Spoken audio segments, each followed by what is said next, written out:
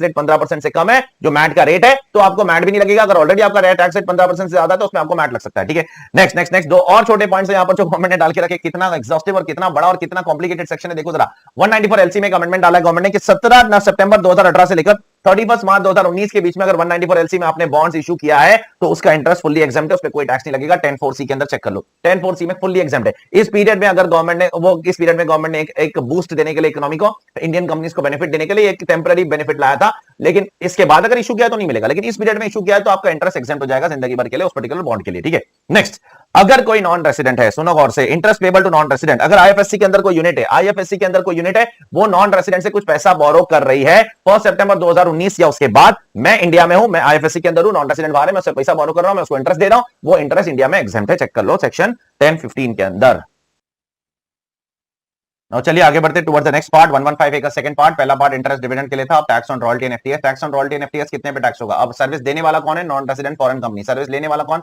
Indian concern और Indian government, दोनों के बीच में क्या होना चाहिए? अग्रीमेंट होना चाहिए, और अग्रीमेंट अप्रूव्ड भी होना चाहिए। ठीक है, अप्रूव्ड भी होना चाहिए। हाँ, अगर गवर्नमेंट के साथ अगर आप सर्विस दे रहे हो, गवर्नमेंट को सर्विस दे रहे हो, तो वो अप्रूवल नहीं होगा तो भी चलेगा। और अगर गवर्नमेंट ने इंडस्ट्रियल पॉलिसी लाया, किसी सेंट्रल गवर्नमेंट की पॉलिसी है कि कोई भी सर्विस इंपोर्ट कर सकता है, तो उसमें भी अप्रूवल की जरूरत नहीं है। ठीक है, ये कुछ बेसिक पॉइंट इतने ज्यादा इंपॉर्टेंट नहीं एकेडमिकली, लेकिन अग्रीमेंट होने का दोनों के बीच में बहुत जरूरी है। SSC that is non resident foreign company और इंडियन कंसर्न और इंडियन गवर्नमेंट जो भी है, दोनों के बीच में एक अग्रीमेंट होना चाहिए कि आप मुझे सर्विस दोगे, मैं आपको रॉयल्टी दूंगा, मैं आपको एफटीएस दूंगा। ठीक है, now listen carefully. Tax rate कितना होगा? 10%। 10% टैक्स रेट फ्लैट रेट है? नहीं, 10% और the rate mention in DTWA whichever is less, जो भी लेस होगा उस हिसाब से आपको टैक्स भरना पड़ेगा। ठीक है, नाउ टीडीएस कहां कटेगा? सेक्शन 195 में टीडीएस काटोगे। क्या पीजीबीपी के कोई डिडक्शन मिलेंगे? कुछ नहीं मिलेगा।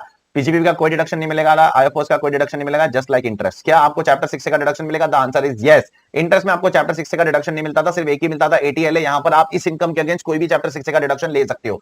क्या आपको यहां पर सेट ऑफ लॉसेस मिलेगा? यस। अगर आपका कोई और बिजनेस है जो इंडिया में टैक्सेबल है, आप इस इनकम के अगेंस्ट सेट ऑफ कर सकते हो उसको। ठीक है सर, हमको क्या सर कोई यूएडी का डिडक्शन मिलेगा? अनअब्जॉर्ब्ड डेप्रिसिएशन नहीं मिलेगा। जब मैं बोलता हूं पीजीबीपी का कोई डिडक्शन नहीं मिलेगा, उसमें यूएडी भी इंप्लाइडली आ ही जाता है, क्योंकि सेक्शन 32 सबसेक्शन 2 में यूएडी कवर्ड है। ठीक है, नाउ क्या इनको आईटीआर भरना जरूरी है? नहीं जरूरी है, जस्ट लाइक इंटरेस्ट। अगर यहां पर इनका सिर्फ यही इनकम है और इनका टीडीएस ऑलरेडी 10% पे कट चुका है तो आईटीआर भरने की जरूरत नहीं है। और अगर 10% से कम पे कटा है, मतलब अगर डीटीडब्ल्यूए में 5% लिखा है और 5% पे टीडीएस कट रहा है, टैक्स उस हिसाब से लग रहा है, तो फिर इनको आईटीआर भरना जरूरी हो जाएगा। ठीक है, नेक्स्ट एक्सप्लेनेशन 4, एक्सप्लेनेशन 5, एक्सप्लेनेशन 6, ये 3 एक्सप्लेनेशन है जो गवर्नमेंट आपको बता रही है। कुछ क्लैरिफिकेशन रिगार्डिंग क्या रॉयल्टी में क्या क्या चीज आएगी, क्या क्या चीज नहीं आएगी। एक्सप्लेनेशन 4 बताता है कि अगर कोई बंदा आपको कोई सर्विसेज देता है in relation to computer software की राइट्स यूज करने के लिए देता है, उसके लिए अगर आप उसको पेमेंट करते हो तो वो हमेशा रॉयल्टी माना जाएगा, उसका टैक्स एप्लीकेशन 115A के हिसाब से होगा। ठीक है, प्लस जो उसको खरीद रहा है वो कंप्यूटर सॉफ्टवेयर को कैसे ट्रीट करेगा? वो उसको एक इंटेंजिबल एसेट की तरह ट्रीट करेगा या एक एक्सपेंडिचर की तरह ट्रीट करेगा? तो गवर्नमेंट ने उस पर भी क्लैरिफिकेशन दे दिया है कि जो उस कंप्यूटर सॉफ्टवेयर की राइट्स को खरीद रहा है वो उसको एक इंटेंजिबल एसेट की तरह ट्रीट नहीं करेगा, बल्कि उसको एक एक्सपेंडिचर की तरह ट्रीट करेगा।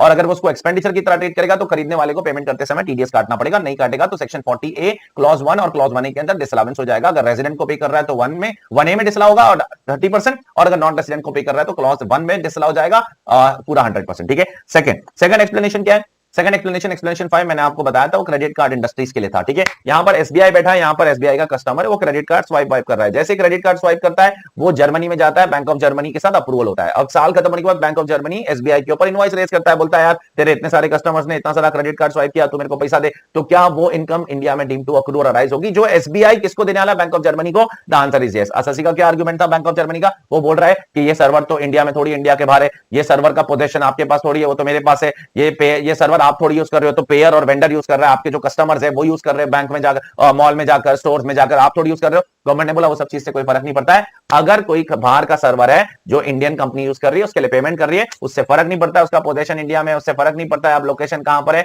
आपकी इनकम इंडिया में डीम टू अक्रू राइज होती रहेगी। ठीक है, अब एक्सप्लेनेशन 6 एक और क्लैरिफिकेशन करता है, क्या ये भी रॉयल्टी मानी जाएगी? सपोज बाहर की कोई कंपनी है, सैटेलाइट कंपनी है, ठीक है, और इंडिया की कौन है? इंडिया का न्यूज चैनल। इंडिया का न्यूज चैनल को अपना चैनल पे अपना प्रोग्राम दिखाने के लिए सैटेलाइट यूज करना है। अब वो सैटेलाइट कंपनी बाहर की कंपनी है, अब वो सैटेलाइट कंपनी बाहर की कंपनी, उससे हमने सर्विसेज लिया, उसकी सैटेलाइट यूज किया, उसको पेमेंट किया, तो क्या उससे सैटेलाइट यूज करके उसको पेमेंट करने के लिए जो हमने टीवी चैनल को चलाने के लिए जो पेमेंट किया, तो क्या वो भी इंडिया में डीम टू अक्रू राइज हो जाएगा? क्या वो रॉयल्टी माना जाएगा? द आंसर इज यस, वो रॉयल्टी माना जाएगा और उस पर भी आपको सेक्शन 195 के हिसाब से 115A के हिसाब से टैक्स काटना पड़ेगा, टैक्स भरना पड़ेगा एक्सेट्रा। ठीक है, तो ये जो प्रोविजन था ये 115 यहां पर खत्म हो हो जाता है। अब ये चीज दिमाग में रखना, रॉयल्टी और एफटीएस के लिए इनकम टैक्स में मल्टीपल प्रोविजन है, एक 115A, अब एक और प्रोविजन आने वाला है वो है 44D है। अब फर्क क्या है, फर्क पहले अच्छे से समझ लो। इंटरेस्ट के लिए मल्टीपल प्रोविजन नहीं है, इंटरेस्ट के लिए जो पढ़ लिया 115 है, लेकिन रॉयल्टी के और एफटीएस के लिए मल्टीपल प्रोविजन है, 115A भी है और 44DA भी है। फर्क क्या है, 115A कब अप्लाई करोगे, 115A आप तब अप्लाई करोगे जब उस नॉन रेजिडेंट और फॉरेन कंपनी का इंडिया में कोई परमानेंट एस्टैब्लिशमेंट नहीं है, कोई ब्रांच नहीं है, कोई ऑफिस नहीं है, कोई फैक्ट्री नहीं है, वो वहीं से सर्विस देता है, अपन यहां से पेमेंट करते हैं तो 115 है।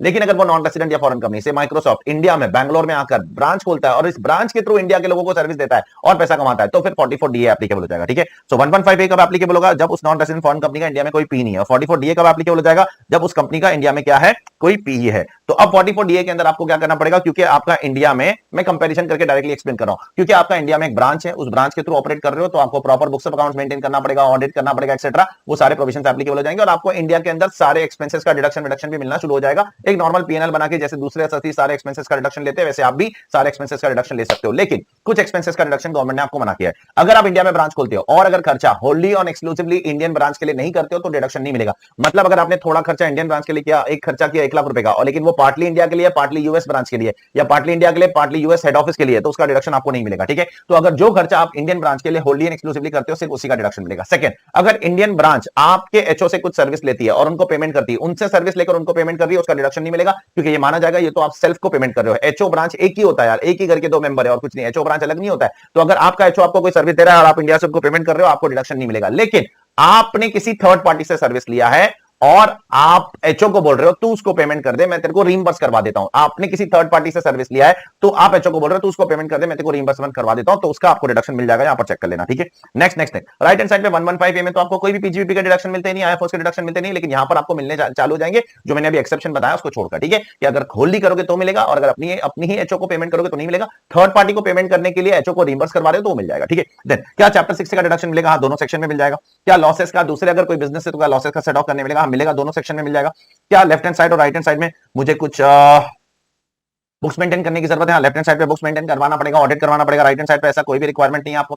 राइट हैंड साइड पे आपका टैक्स रेट बहुत ही रिलैक्स टैक्स रेट है 10% का, लेकिन लेफ्ट हैंड साइड पे आपका नॉर्मल टैक्स रेट हो जाएगा। अगर आप फॉरेन कंपनी हो तो आपको 40% और अदर देन फॉरेन कंपनी तो आपके जो भी नॉर्मल रेट है उस हिसाब से आपको टैक्स भरना पड़ेगा। I hope it is clear to all of you. ठीक है, नेक्स्ट आगे बढ़ रहा हूं, एक बहुत ही इंपॉर्टेंट एक्सप्लेनेशन है जो सिर्फ और सिर्फ बैंकिंग इंडस्ट्रीज के लिए गवर्नमेंट ने डाला है, बाकी किसी के लिए नहीं डाला है। Explanation to section 9, explanation 5 to section 9 to be precise. अब इसमें क्या हो रहा है पता है, यहां पर एक बैंक है, bank of America Indian branch, और यहां पर उसका हेडक्वार्टर है, यहां पर उसका सिंगापुर ब्रांच है। तो अब इसको जब भी पैसे की जरूरत पड़ती है ना, ये इनसे पैसा लेता है, इनको इंटरेस्ट पे करता है, ये इससे पैसा लेता है, इसको इंटरेस्ट पे करता है, और पैसा लेकर ये इंडिया के अंदर कंज्यूमर्स को लोन देता है। तो सवाल ये उठ रहा है कि ये जो इनको पेमेंट कर रहा है तो क्या उसको उसका डिडक्शन मिलेगा, तो गवर्नमेंट ने बोला हाँ उसको उसका डिडक्शन मिलेगा। साथ साथ में ये जो इनको पेमेंट कर रहा है उसका ये डिडक्शन क्लेम कर रहा है, तो ये जो इनको पेमेंट कर रहा है तो क्या ये इनके हाथ में वो इंटरेस्ट इनकम, यहां तो डिडक्शन आप क्लेम कर रहे हो, तो क्या यहां पर, यहां अगर आप डिडक्शन क्लेम कर रहे हो, गौर से सुन लो, साफ कर लेता हूं बहुत गंदगी होगी, यहां अगर आप इसका डिडक्शन क्लेम कर रहे हो तो क्या ये इनके हाथ में इनकम मानी जाएगी कि नहीं मानी जाएगी। तो गवर्नमेंट ने इसी चीज के लिए एक्सप्लेनेशन डाला है कि अगर इंडिया में किसी फॉरेन बैंक का ब्रांच है, वो अपने एचओ को इंटरेस्ट पे करता है तो उसका डिडक्शन तो ले रहा है, तो साथ साथ में अगर वो डिडक्शन ले रहा है तो सामने वाले के हाथ में वो इनकम भी मानी जाएगी। It is deemed to accrue arise in India, और ये पर्टिकुलर चीज पे इंडिया में टैक्स लगेगा,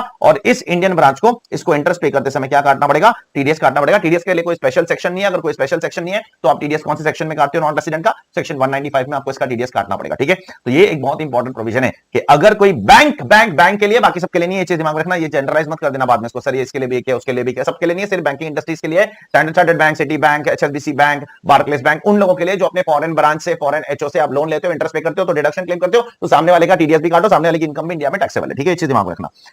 coming to this next section that is 115AB, 115AC, 115AD, ये तीन सेक्शन को हम लोग बैक टू बैक अभी समझने की कोशिश करते हैं। सबसे पहले 115AB किसके लिए एप्लीकेबल है, overseas financial organisation. Sir overseas financial organisation क्या होता है, ओवरसीज फाइनेंशियल ऑर्गेनाइजेशन एक ऐसा ऑर्गेनाइजेशन होता है, एक बाहर का इंस्टीट्यूशन, एसोसिएशन है, जिसने इंडिया में किसी पब्लिक सेक्टर बैंक के लिए के साथ अरेंजमेंट किया है, जैसे एसबीआई के साथ अरेंजमेंट किया है, और उसको सेबी ने अप्रूवल दिया है for making investments in India. तो ये कोई बाहर की इंस्टीट्यूशन है, एसोसिएशन है, जो इंडिया के अंदर आके इंडिया के लोगों के साथ अरेंजमेंट करता है for making investments in India, उसको बोलते हैं हम ओवरसीज फाइनेंशियल ऑर्गेनाइजेशन। ठीक है, सेकंड सेक्शन 115AC किसके लिए एप्लीकेबल है, नॉन रेजिडेंट फॉरेन कंपनी के लिए एप्लीकेबल है। ये भी नॉन रेजिडेंट ही है, लेकिन ये एक स्पेसिफिक नॉन रेजिडेंट है, सारे नॉन रेजिडेंट नहीं, सिर्फ ओवरसीज फाइनेंशियल ऑर्गेनाइजेशन कवर्ड है, और normal non resident foreign companies में नहीं कवर्ड है। थर्ड पॉइंट में कौन कवर्ड है, एफआईआईज और स्पेसिफाइड फंड। स्पेसिफाइड फंड कौन होता है, वो 10(4)D में पढ़ा था अपन ने कैपिटल गेन्स के अंदर, वही स्पेसिफाइड फंड होता है। ठीक है, तो उसके बारे में मैं वापस से नहीं बोल रहा हूं, 10(4)D जाकर पढ़ लेना। अब ये लोग क्या खरीद रहे, अब सबसे पहले ओवरसीज फाइनेंशियल ऑर्गेनाइजेशन इंडिया में आकर म्यूचुअल फंड खरीद रहा है और यूटीआई के यूनिट्स खरीद रहा है, और 115AC वाले क्या खरीद रहे, नॉन रेजिडेंट फॉरेन कंपनी क्या खरीद रहे, ये इंडियन कंपनी के बॉन्ड्स खरीद रहे, या पब्लिक सेक्टर कंपनी के बॉन्ड्स खरीद रहे, या जेडीआर खरीद रहे, सब कुछ फॉरेन करेंसी में खरीद रहे। ठीक है, तो सेकंड सेक्शन के अंदर मल्टीपल असेट्स है, इंडियन कंपनी के बॉन्ड्स खरीद ले या पब्लिक सेक्टर कंपनी के बॉन्ड्स खरीद ले या ग्लोबल डिपॉजिटरी रिसीट्स खरीद ले, सब कुछ फॉरेन करेंसी में। और यहां पर क्या खरीदा जा रहा है, यहां पर सिक्योरिटीज खरीदा जा रहा है। सिक्योरिटीज में कुछ भी आ सकता है, लोन्स आ सकता है, उसमें डिबेंचर्स आ सकता है, उसमें शेयर्स आ सकते हैं, उसमें प्रेफरेंस शेयर्स आ सकते हैं, उसमें इक्विटी शेयर्स आ सकते हैं, कुछ भी आ सकता है, but other than 115 AB purchase in foreign currency, ये सारी चीजें यहां पर नहीं आएगी क्योंकि ये सारी चीजें ऑलरेडी यहां पर कवर्ड है। ठीक है, ये चीज दिमाग में रखना। ये पहला 2 पॉइंट आपको बराबर से दिमाग में रखना। एसएससी कौन है भाई? Overseas financial organisation, non resident foreign company, FIIs और स्पेसिफाइड फंड। और यहां पर पहला एसएससी क्या खरीद रहा है? म्यूचुअल फंड खरीद रहा है, यूटीआई का यूनिट्स खरीद रहा है फॉरेन करेंसी में। दूसरा एसएससी इंडियन कंपनी के बॉन्ड्स खरीद रहा है, GDR खरीद रहा है, या गवर्नमेंट कंपनी के या पब्लिक सेक्टर कंपनी के बॉन्ड्स खरीद रहा है। और तीसरे में सिक्योरिटीज खरीद रहा है 115 AB की सिक्योरिटीज को छोड़कर। टैक्स रेट क्या है? यहां पर गवर्नमेंट ने LTCG के लिए 10% का टैक्स रेट रखा है। STCG यहां पर नहीं कवर्ड है, तो STCG जैसे दूसरों को टैक्स लगता है वैसे टैक्स लगाओ। यहां पर गवर्नमेंट ने LTCG को 10% टैक्स रखा है और इंटरेस्ट और डिविडेंड को भी 10% टैक्स रखा है। बहुत ही रिलैक्स रेट रखा है और यहां पर बहुत ही मल्टीपल रेट है, दिमाग खराब करके रखेगा गवर्नमेंट। LTCG 10%, STCG 30%। अगर ट्रिपल बनने वाला STCG है तो 15%, जैसे बाकी सबको रिलैक्स होता है। यहां पर अगर 112 वाला LTCG है तो वहां पर 10% सब्जेक्ट टू 1 लाख एग्जम्पशन, जैसे बाकी सबके लिए होता है। इंटरेस्ट डिविडेंड के लिए मल्टीपल रेट्स रखा है। FIIs के लिए इंटरेस्ट रेट हायर रखा है और इंटरेस्ट का टैक्स रेट हाई रखा है। स्पेसिफाइड फंड के लिए इंटरेस्ट का टैक्स रेट कम रखा है। ठीक है, इंटरेस्ट और डिविडेंड दोनों का टैक्स रेट 10% है, FIIs के लिए 20% है। बाप रे बाप। और अगर 194 LD वाला इंटरेस्ट कमा रहा है तो 5% करेगा। 194 LD वाला, क्योंकि FII 194 LD में भी कवर्ड है, जाकर चेक करना। ठीक है, तो आपको ये पहले 3 पॉइंट पे ही ध्यान देना है, बाकी सब पे नहीं ध्यान देना। बाकी सब आगे बहुत चिंदी है, बहुत सिमिलर है, ऑलमोस्ट सिमिलर है। ठीक है, अब पहले सेक्शन में क्या आपको 28 to 44C मिलेगा? नहीं मिलेगा, नहीं मिलेगा, नहीं मिलेगा, तीनों में। क्या फर्स्ट प्रोविजन टू 48 एप्लीकेबल है? नहीं एप्लीकेबल, नहीं एप्लीकेबल, नहीं applicable. What is first provision 48? वो TTBR TTSR का नाटक करने का, नहीं करने का। फॉरेन करेंसी में खरीदे हो तो भी यहां पर करने की जरूरत नहीं है। क्या सेकंड प्रोविजन टू एप्लीकेबल है? सेकंड प्रोविजन मतलब क्या? इंडेक्सेशन मिलेगा? नहीं मिलेगा, नहीं मिलेगा, नहीं मिलेगा। इंडेक्सेशन भी तीनों सेक्शन में नहीं मिलने वाला। ठीक है, माफ करो। क्या लॉस सेटअप करने मिलेगा? ये एक बहुत अच्छी गुड न्यूज़ है, हर जगह पे मिल रहा है। लॉस सेटअप करने मिलेगा, मिलेगा, मिलेगा। अगर कोई और बिजनेस में कोई और लॉस है तो ये इनकम के अगेंस्ट आप सेटअप कर सकते हो, कोई टेंशन वाली बात नहीं। क्या एग्जम्पशन फ्रॉम फाइलिंग ROI? यहां पर आप नो मतलब आपको ROI भरना पड़ेगा। यहां पर भी नो मतलब आपको ROI भरना पड़ेगा, लेकिन यहां पर आपको एग्जम्पशन मिलेगा अगर आप सिर्फ ये इनकम कमाते हो और आपका TDS कट गया है तो आपको एग्जम्पशन मिल जाएगा। मतलब आपको ROI भरने की जरूरत नहीं है। चेक करो बराबर से। तो चलिए आगे बढ़ते towards the next part and the next part is an extension of the discussion of 115 AD only. Specified fund के बारे में कुछ अमेंडमेंट्स आए यहाँ पर, छोटे छोटे से, कुछ बहुत ज्यादा खास अमेंडमेंट्स नहीं एकेडमिकली, बट स्टिल एक बार देखना जरूरी है। स्पेसिफाइड फंड में 2 कैटेगरी ऑफ एसएससी आते हैं। Within specified fund also there are 2 category of SSC. मैंने पहले बताया था सेक्शन 10(4)D पढ़ाते समय, ठीक है, कैपिटल गेन्स के चैप्टर में। उसमें एक कैटेगरी का नाम है investment division of offshore banking unit. अगर वो investment division of offshore banking unit है ना, तो फिर उसको भी यहां पर बेनिफिट मिलेगा, डोंट वरी अबाउट इट। लेकिन उसके लिए कंडीशन डाल के रखा है that where the specified fund is investment division of an offshore banking unit, then they will get the benefit of this section only to the extent the income is attributable to the investment division of such banking unit। तो उस banking unit का जो investment division है उसकी जो income है बस उसी को यहां पर बेनिफिट मिलने वाला है, दूसरी इनकम्स को यहां पर बेनिफिट नहीं मिलने वाला, ये चीज दिमाग रखना। दूसरी चीज जो गवर्नमेंट ने यहां पर डाला है वो ये है कि यहां पर जो आपका जो TDS का रेट वेट है वो वही रहेगा जो पहले था, ठीक है, 196D के हिसाब से जो भी TDS का रेट है वो वही होगा। तीसरी चीज जो गवर्नमेंट ने यहां पर डाला है, अगर आपका स्पेसिफाइड फंड भी अगर 194 LD वाले इंटरेस्ट कमाता है तो उस पे आपको 5% ही टैक्स लगेगा, जैसे ऊपर भी लिखा है कि 194 LD वाले इंटरेस्ट पे 5% ही टैक्स लगेगा। चौथी चीज जो यहां पर लिखा है वो ये है कि पेई एक ऐसे देश का है, मतलब वो नॉन रेसिडेंट वो नॉन रेसिडेंट एक ऐसे देश का है, वो स्पेसिफाइड फंड एक ऐसे देश का है जो आपको जिसका आपके साथ DD डबल है, तो फिर आपको टैक्स रेट कैसे काटना पड़ेगा? 20% और the rate provided in DD double है व्हिचएवर इज लेस। ये जनरल प्रिंसिपल है। अगर ये नहीं भी लिखा होता तो नॉर्मली हम लोग यही प्रिंसिपल फॉलो करते हैं while deducting the TDS in case of international transactions, ठीक है। नाउ अगले प्रोविजन की तरफ बढ़ते हैं and that is a very important provision for our exams, that is taxation of global depository receipts. Global depository receipts को income tax कैसे tax करता है? तो सबसे पहले income tax global depository receipts के बारे में क्या बोलता है? ग्लोबल डिपॉजिटरी रिसीट जो बेटा है ना, वो कहां डिफाइंड है पता है? वो डिफाइंड है 115 AC सेक्शन में। और वहां पर क्या बोला गया है पता है? इनकम टैक्स सिर्फ और सिर्फ लिस्टेड कंपनीज जो है ना इंडिया के अंदर, सिर्फ जो लिस्टेड कंपनी है उनके GDR को ही कंसीडर करती है, अनलिस्टेड कंपनी के GDR को इनकम टैक्स रिकॉग्नाइज नहीं करती है। तो इनकम टैक्स में GDR मतलब सिर्फ लिस्टेड कंपनी का GDR। नाउ पहला टैक्स इंप्लीकेशन जो सेक्शन 47(7)A में दिया है, अगर एक नॉन रेसिडेंट दूसरे नॉन रेसिडेंट को इंडिया के बाहर आउटसाइड इंडिया अगर लिस्टेड कंपनी के GDR ट्रांसफर करता है, वो फुल्ली एग्जेम्प्ट है अंडर इनकम टैक्स लॉ। इसका मतलब अगर एक नॉन रेसिडेंट दूसरे नॉन रेसिडेंट को अनलिस्टेड कंपनी के GDR ट्रांसफर करता है इंडिया के बाहर तो वो टैक्सेबल हो जाएगा, ठीक है। सेकंड टैक्स इंप्लीकेशन, अगर एक नॉन रेसिडेंट ने सपोज किसी लिस्टेड कंपनी के GDR खरीद लिया, से फॉर एग्जांपल एक नॉन रेसिडेंट है उसने इन्फोसिस के GDR खरीद लिया, अब वो GDR अगर दूसरे नॉन रेसिडेंट को ट्रांसफर करेगा तो वो तो एग्जेम्प्ट है, वो मैंने आपको बता दिया। दूसरा टैक्स इंप्लीकेशन क्या है? उसको अब इन्फोसिस के शेयर चाहिए, उसको GDR से मतलब उसका बिल नहीं भर रहा है तो उसको शेयर चाहिए, तो उसको क्या करना पड़ेगा पता है? उसको कंपनी को GDR लौटाना पड़ेगा, बदले में शेयर लेना पड़ेगा। तो अगर वो ऐसा करता है तो उसको कंपनी को बोलना पड़ेगा I want to, he has to make a request to the company. ये सेंटेंस बराबर से सुनना, the non resident has to make a request to the company that please आप मेरे जीडीआर वापस ले लो, बदले में मुझे शेयर दे दो। अब जिस दिन वो रिक्वेस्ट करता है ना, उस दिन ना शेयर की क्या एफएमबी है वो दिमाग में रख लेना। सपोज जिस दिन उसने रिक्वेस्ट किया उस दिन शेयर की एफएमबी है 7,000 रुपीज एग्जाम्पल, ठीक है। तो अब जरा गौर से सुनो, सपोज मैं कहना हूं मेरे पास जीडीआर है, मैंने कंपनी को आज रिक्वेस्ट किया, ठीक है, आज क्या, आज मंडे फॉर एग्जांपल, मंडे को रिक्वेस्ट किया कि भाई मेरे को ये जीडीआर नहीं चाहिए, बदले में आप मुझे शेयर दो। कंपनी ने बोली ठीक है, कंपनी ने मंडे को मेरी रिक्वेस्ट ली और फ्राइडे को मुझे शेयर दे दी। तो अब क्या मुझे इस पे टैक्स लगेगा? द आंसर इज यस, क्योंकि ये मैं एक्सचेंज कर रहा हूं। तो इसमें मेरा सेल कंसिडरेशन क्या होगा? तो सीबीडीटी ने बोला इसमें सेल कंसिडरेशन तुम्हारा होगा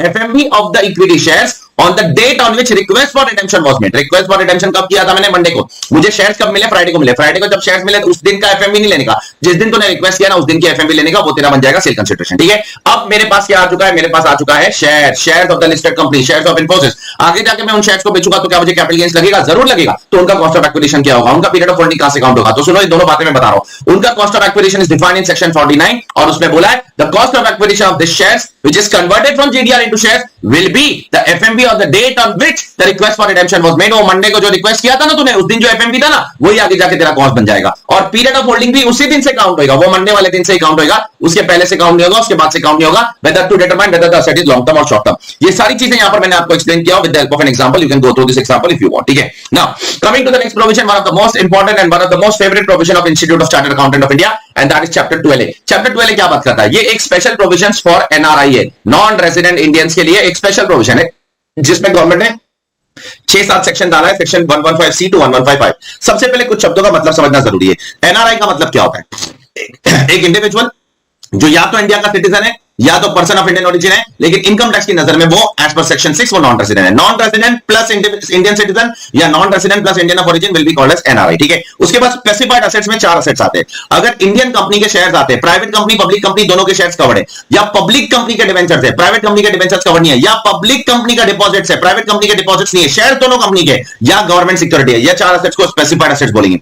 फॉरेन एक्सचेंज एसेट्स किसको बोलेंगे? यही सारे एसेट्स अगर आप फॉरेन करेंसी में खरीदते हो तो उनको बोल देंगे हम लोग फॉरेन एक्सचेंज एसेट्स। ये सारे एसेट्स अगर आप फॉरेन करेंसी में खरीदते हो तो बोल सकते हो आप उसको फॉरेन एक्सचेंज एसेट्स। एलटीसीजी और इंटरेस्ट और इन्वेस्टमेंट इनकम, ये दो इनकम यहां पर कवर्ड है। अगर आप इन सारे एसेट्स को बेचकर एलटीसीजी कमाते हो या इन सारे एसेट्स से आप डिविडेंड या इंटरेस्ट कमाते हो तो इस सेक्शन में आप कवर हो जाओगे, ठीक है। इन सारे एसेट्स से मतलब ये जो 4 एसेट्स मैंने आपको ऊपर बताया जो आप फॉरेन करेंसी में खरीदते हो।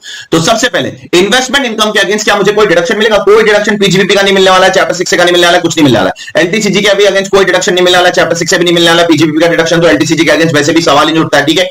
नेक्स्ट, क्या फर्स्ट प्रोवाइजर टू 48 मुझे करना पड़ेगा? यस। अगर आप फॉरेन करेंसी में खरीद रहे हो तो यहां पर आपको जो फॉरेन करेंसी में खरीदोगे तो इस सेक्शन में आओगे ना, तो आओगे नहीं। तो आप अगर यहां पर फॉरेन करेंसी में खरीद रहे हो, इंडियन कंपनी के शेयर्स, इंडियन कंपनी के डिवेंचर्स, तो आपको यहां पर टीटीबीआर, टीटीएसआर ये सब नाटक करना पड़ेगा। पहले रुपीस को डॉलर में कन्वर्ट करो, फिर डॉलर को वापस रुपीस में कन्वर्ट करो, वो करना पड़ेगा। लेकिन अगर आपने फर्स्ट प्रोवाइजर कर लिया तो सेकंड प्रोवाइजर आपके लिए एप्लीकेबल नहीं होता। ये चीज दिमाग में रखना, क्योंकि जिसके लिए फर्स्ट प्रोवाइजर एप्लीकेबल है उसके लिए सेकंड प्रोवाइजर एप्लीकेबल नहीं होता है। मतलब यहां पर आपको इंडेक्सेशन का बेनिफिट नहीं मिलने वाला है।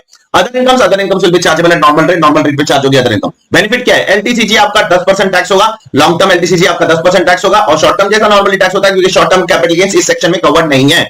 और जो इन्वेस्टमेंट इनकम है वो आपकी 20%। डिविडेंड और इंटरेस्ट इनकम अगर ऊपर वाले एसेट से कमाते हो और एलटीसीजी अगर ऊपर वाले एसेट से कमाते हो तो 10% है, डिविडेंड इंटरेस्ट इनकम 20% है, अदर इनकम नॉर्मल रेट्स, ठीक है। नाउ सबसे बड़ा बेनिफिट इस सेक्शन में आने का क्या है? 115F। अगर आप ऊपर वाले एसेट्स बेचकर लॉन्ग टर्म कैपिटल गेन्स होता है तो आप उसको बचा सकते हो। कैसे बचा सकते हो? जिस दिन बेचा उसके 6 महीने के अंदर अगर वापस से ऊपर में से कोई भी एसेट खरीद लिया तो आपका कैपिटल गेन्स एग्जेम्प्ट हो जाएगा। अब मेरे को कितना इन्वेस्टमेंट करना पड़ेगा? आपको नेट सेल कंसिडरेशन का इन्वेस्टमेंट करना पड़ेगा। अगर पूरा नेट सेल कंसिडरेशन इन्वेस्ट करोगे तो पूरा कैपिटल गेन्स एग्जेम्प्ट हो जाएगा अगर 6 महीने के अंदर। और अगर पूरा नेट सेल कंसिडरेशन इन्वेस्टमेंट नहीं करते हो तो फिर आपका प्रोपोर्शनल कैपिटल गेन्स एग्जेम्प्ट हो जाएगा। वो कितना हो जाएगा? जितना भी आपका लॉन्ग टर्म कैपिटल गेन्स है multiply by investment in the asset divided by the net sale consideration, just like section 54 है। हाँ, एक और चीज, अगर आपने ये सारे एसेट्स में इन्वेस्ट कर दिया और 6 महीने के अंदर इन्वेस्ट करके एग्जेम्पशन ले लिया तो फिर जो नया एसेट आप खरीद रहे हो ना 6 महीने के अंदर, उसको आपको 3 साल का लॉक इन है, 3 साल तक उसको बेचना नहीं। अगर बेच दिया तो फिर जो भी कैपिटल गेन्स पहले एग्जेम्प्ट हुआ था वो सब कुछ डीम्ड इनकम बन जाएगी। ये दिमाग रखना। क्या इन एसेट्स को एग्जेम्पशन फ्रॉम आरओआई है? क्या इनको आरओआई भरना जरूरी है? क्या इनको रिटर्न ऑफ इनकम भरना जरूरी है? इनको रिटर्न ऑफ इनकम भरना जरूरी नहीं है।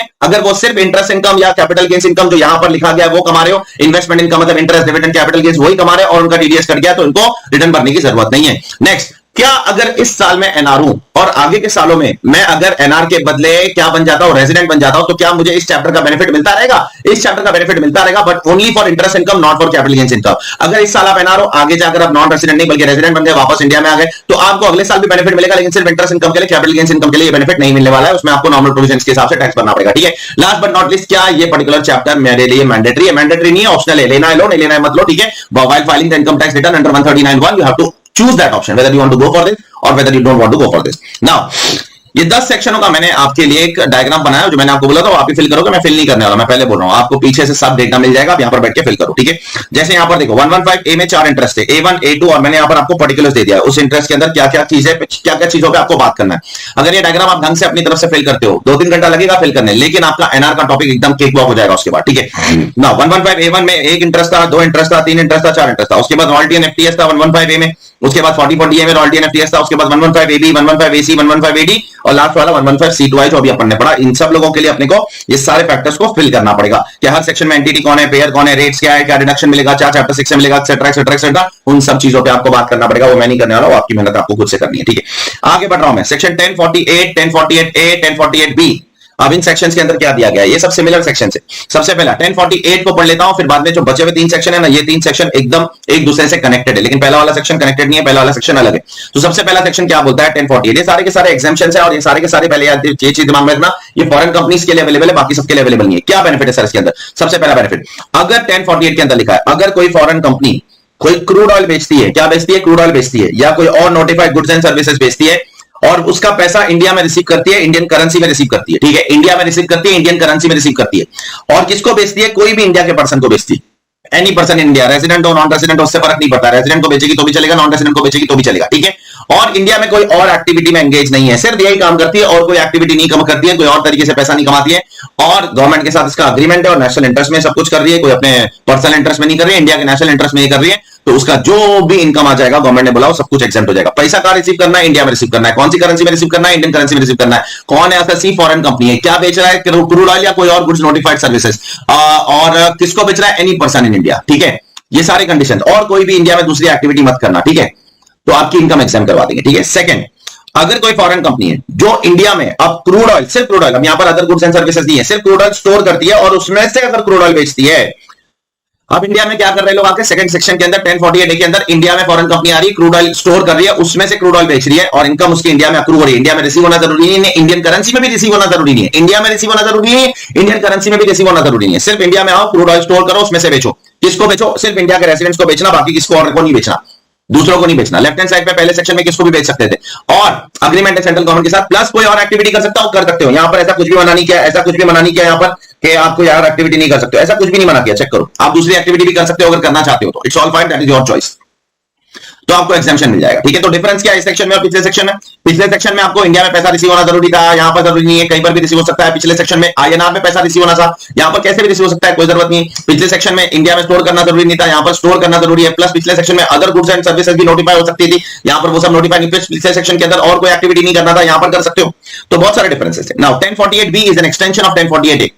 अगर आपने सेंट्रल गवर्नमेंट के साथ अग्रीमेंट कर दिया कि 5 साल तक मैं इंडिया में क्रूड ऑयल स्टोर करूंगा और उसको बेचूंगा, और अगर उसके बाद 5 साल बाद एक्सपायर हो जाता है आपका अग्रीमेंट और अग्रीमेंट रिन्यू नहीं होता है, तो अग्रीमेंट एक्सपायर होने के बाद अभी स्टोर जो है वो तो जो इंडिया में स्टोर हो गया वो हो गया, बीच में अग्रीमेंट एक्सपायर हो गया, तो क्या अग्रीमेंट एक्सपायर होने के बाद जो बचा हुआ स्टॉक है वो मैं बेचूंगा, तो क्या उस पर भी एक्सेम्पशन मिलेगा? The answer is yes. Check करो, अगर अग्रीमेंट एक्सपायर हो जाता है और जो आपका लेफ्ट ओवर स्टॉक पड़ा हुआ है पहले से इंडिया के अंदर जो स्टोर करके रखे हो उसको बेचूंगा, तो उसके लिए भी एक्सेम्पशन मिलेगा? द आंसर इज यस, उसके लिए भी एक्सेम्पशन मिलेगा। नेक्स्ट 1048B का सेकंड पार्ट, अगर इंडिया में मैंने पहले से स्टोर करके रखा है और मेरा अग्रीमेंट बीच में से टर्मिनेट कर देता हूं, मैं 5 साल का अग्रीमेंट है, 2 साल बाद तो मैंने अग्रीमेंट तोड़ दिया, तो टर्मिनेट करने पे जो लेफ्ट ओवर स्टॉक है, यहां पर एक्सपायरी पर जो लेफ्ट ओवर स्टॉक है वो तो एग्जेम्प्ट हो ही रहा था, प्लस यहां पर अग्रीमेंट टर्मिनेट करने पर जो लेफ्ट ओवर स्टॉक है वो भी एग्जेम्प्ट हो रहा है। चेक कर लो। Now, चलिए आगे बढ़ते हैं। There are some small amendments which are made by Finance Act 2021। सबसे पहला, अगर नॉन रेसिडेंट, सुन लो अच्छे से, थोड़े से अतरंगी टेक्निकल अमेंडमेंट्स है, एग्जाम के लिए शायद इतने ज्यादा इंपॉर्टेंट अमेंडमेंट्स नहीं है ये, डोंट वरी अबाउट।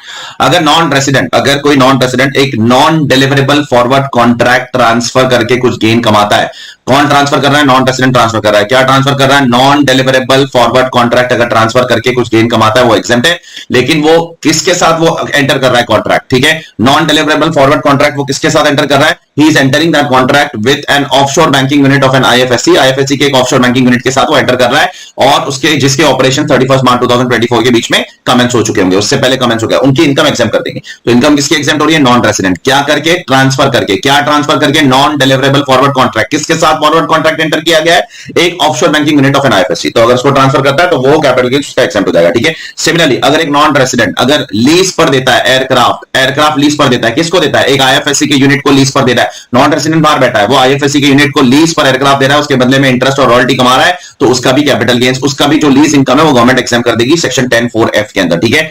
नेक्स्ट अगर कोई नॉन रेसिडेंट है, ठीक है, नॉन रेसिडेंट है और यहां पर नॉन रेसिडेंट के साथ साथ स्पेसिफाइड फंड भी है, अगर वो किसी शेयर्स को ट्रांसफर करती है, जो कंपनी इंडिया की रेजिडेंट है उसका शेयर, एक नॉन रेजिडेंट बाहर बैठा है या स्पेसिफाइड फंड है जो इंडियन रेजिडेंट कंपनी के शेयर्स ट्रांसफर करती है बाय रिजल्टेंट फंड और स्पेसिफाइड फंड, तो वहां पर भी गवर्नमेंट ने उसकी इनकम को एग्जाम कर दिया है, ठीक है। तो अभी ये बहुत टेक्निकल और बहुत अतरंगी एग्जाम्शन है, एग्जाम के लिए मेरे हिसाब से इतना ज्यादा इंपॉर्टेंट एग्जाम्शन नहीं है। Now next one is very very very important exemption from exam perspective and it is not an amendment, it is an old exemption. ये एग्जाम्शन क्या है कि फॉरेन एम्बेसी के, फॉरेन से अमेरिका के, यूके के एम्बेसी वाले लोग जो इंडिया में बैठे हैं, इंडिया में जो बैठे हैं उनकी इनकम हम लोग, उनका जो रेम्यूनरेशन है वो हम लोग एग्जाम करवा देंगे।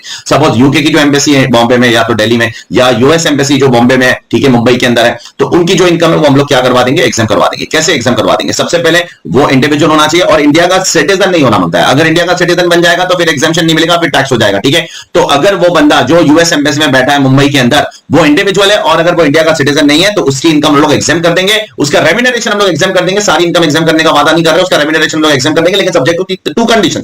सबसे पहले उसके देश में हमारे एम्बेसी वाले लोगों की इनकम भी एग्जाम होनी चाहिए। सपोज अगर यूएस एम्बेसी वाला इधर बैठा है तो उसकी इनकम हम लोग, उसकी रेम्यूनरेशन इंडिया में एग्जाम करेंगे, प्रोवाइडेड हमारे जो इंडियन एम्बेसी वाले यूएस में बैठे हैं उनकी भी इनकम यूएस में एग्जाम करो, ठीक है। तो हम लोग आपके लोगों की इनकम यहां पर एग्जाम करेंगे। दूसरी चीज, वो he should not B engage, जो बंदा इधर बैठा है, इधर नौकरी कर रहा है US embassy, he should not B engage in any other business और प्रोफेशन और एम्प्लॉयमेंट इन इंडिया। इंडिया में कोई और बिजनेस एंड प्रोफेशन या एम्प्लॉयमेंट में उसको एंगेज नहीं होना चाहिए, ठीक है। ये दो कंडीशन फुलफिल करो, जो यूएस एम्बेसी वाला इधर बैठा है उसकी इनकम एग्जाम कर देंगे, लेकिन इंडिया का सिटीजन नहीं होना होता है। अगर इंडियन सिटीजन बन गया तो ये कंडीशन वायलेट हो जाएगा, फिर आपको इस सेक्शन में एग्जाम्शन नहीं मिलना चाहिए, नहीं मिलेगा, ठीक है। Not, he should not be a citizen in India, ठीक है। नेक्स्ट, अगर कोई फॉरेन नेशनल है, जो फॉरेन मतलब इंडिया का सिटीजन नहीं है, बाहर का सिटीजन है, वो इंडिया में आता है, वो बाहर की कंपनी में नौकरी करता है, जैसे एप्पल में नौकरी करता है, माइक्रोसॉफ्ट में नौकरी करता है, और वो इंडिया में आ रहा है कुछ समय के लिए, ठीक है, कुछ समय के लिए इंडिया में आ रहा है, वो इनकम कमा रहा है, कुछ सर्विसेज के लिए आया, वो कुछ किसी पर्टिकुलर प्रोजेक्ट के लिए इंडिया में आया था। जैसे अभी ऑडिटर लोग, अपन लोग कैसे इंडिया से बाहर जाते रहते हैं, कभी कभी से इंटरनेशनल ऑडिट करना है तो ऑस्ट्रेलिया चला गया, यूके चला गया, वहां पर जाकर कुछ दिनों के लिए ऑडिट किया, वहां पर आ गया। तो अभी मैं कंपनी कहां पर है, मेरी कंपनी इंडिया में, मैं नेशनल कहां का, यहां का नेशनल हूं। वैसे अगर एक यूएस नेशनल है, वो यूएस की कंपनी में काम करता है, कंपनी ने उसको यहां भेजा, यहां पर भेजा कुछ दिनों के लिए, उसने यहां पर आया, कुछ दिनों में सर्विस दिया, कुछ पैसा कमाया, चला गया, ठीक है। तो वो गवर्नमेंट ने बोला उसको एग्जाम कर देंगे सब्जेक्ट टू सम कंडीशंस, ठीक है। 3 कंडीशन शुड बी फुलफिल, तो उस एम्प्लॉय का जो भी रेम्यूनरेशन है वो एग्जाम हो जाएगा। पहला condition, that company, that foreign enterprise is not engage in any trade और बिजनेस इन इंडिया, वो फॉरेन एंटरप्राइज इंडिया में किसी भी किस्म का ट्रेड या बिजनेस नहीं करती है। दूसरा कंडीशन, वो एम्प्लॉय इंडिया के अंदर 90 दिन से ज्यादा नहीं आना चाहिए during the previous year, 90 days से ज्यादा आया तो फंस जाएगा, उसकी इनकम टैक्सेबल करवा देंगे। तीसरा, वो जो रेम्यूनरेशन पे कर रहा है ना, वो कंपनी उस एम्प्लॉय को, that should not be deductible under the income tax law under any provision, income tax law के किसी भी प्रोविजन में वो remuneration should not be allowed as deduction, deduction के तौर पे अगर वो क्लेम करेगा तो फिर उस एम्प्लॉय की सैलरी इंडिया में टैक्सेबल करवा देंगे, ठीक है। Next section is a very, very, very important section, one of the most important section of CA Final Direct Tax and one of the most important section of non-resident chapter, and that is अगर कोई non resident sportsman India से income कमाता है, या non resident sports association India से income कमाता है, या नॉन रेसिडेंट एंटरटेनर इंडिया से इनकम कमाता है, तो उसकी इनकम पे टैक्स कैसे लगेगा। सबसे पहले इस सेक्शन के अंदर 115 बीबीए के अंदर एसएससी का नॉन रेसिडेंट होना भी जरूरी है, साथ साथ में he should not B citizen of India. अगर वो सिटीजन ऑफ इंडिया बन गया तो ये सेक्शन एप्लीकेबल नहीं है, फिर उसको नॉर्मल प्रोविजन के हिसाब से टैक्स लगेगा, ये स्पेशल प्रोविजन के हिसाब से टैक्स नहीं लगेगा। तो उसको अगर स्पेशल प्रोविजन में आना है तो उसको नॉट अ सिटीजन होना पड़ेगा, he should not B citizen of India, he can be citizen of any other country. अब तीनों कैटेगरी के बारे में बात करते हैं। अगर नॉन रेसिडेंट इंडिया में आता है और पार्टिसिपेट करके गेम या स्पोर्ट में कुछ पैसा कमाता है, 20% फ्लैट टैक्स लगेगा, कोई डिडक्शन कुछ नहीं मिल रहा है, डायरेक्ट फ्लैट 20% टैक्स। अगर कोई एडवर्टाइजमेंट से कमाता है नॉन रेसिडेंट स्पोर्ट्समैन पैसा, स्पोर्ट्समैन किससे पैसा कमा रहा है, एडवर्टाइजमेंट से, फ्लैट 20% टैक्स। या कोई आर्टिकल में कंट्रीब्यूशन दे रहा है, मैगजीन में, न्यूज़पेपर में कुछ अपना ओपिनियन दिया, उससे पैसा कमाया, उस पर भी 20% फ्लैट टैक्स लग जाएगा, ठीक है। उसको सर स्पोर्ट्समैन में क्या अंपायर और रेफरी भी कवर होंगे? गवर्नमेंट ने बोल दिया है, कलकत्ता हाईकोर्ट का जजमेंट है that umpires and referees are not sportsman, they are professional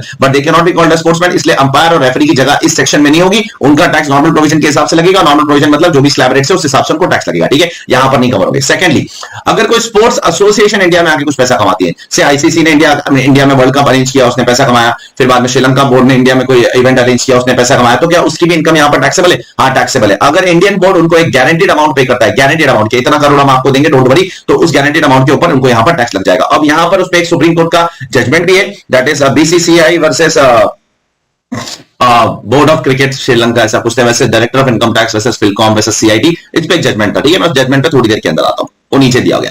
third कौन कवर्ड है? अगर यहां पर कोई एंटरटेनर है, नॉन रेसिडेंट एंटरटेनर, फिर से वो इंडिया का सिटीजन नहीं होना मांगता है, वो एंटरटेनर है, वो इंडिया का सिटीजन नहीं है, वो इंडिया आके कुछ पैसा कमाता है, उस पर 20% उसको टैक्स लग जाएगा। लेकिन एंटरटेनर के लिए ये नहीं बोला है कि एंटरटेनर इंडिया में आके एडवर्टीजमेंट करेगा तो भी 20% नहीं, वो सब मेंशन नहीं किया है। एडवर्टीजमेंट और कॉन्ट्रीब्यूशन टू आर्टिकल सिर्फ स्पोर्ट्समैन के लिए, एंटरटेनर के लिए नहीं है।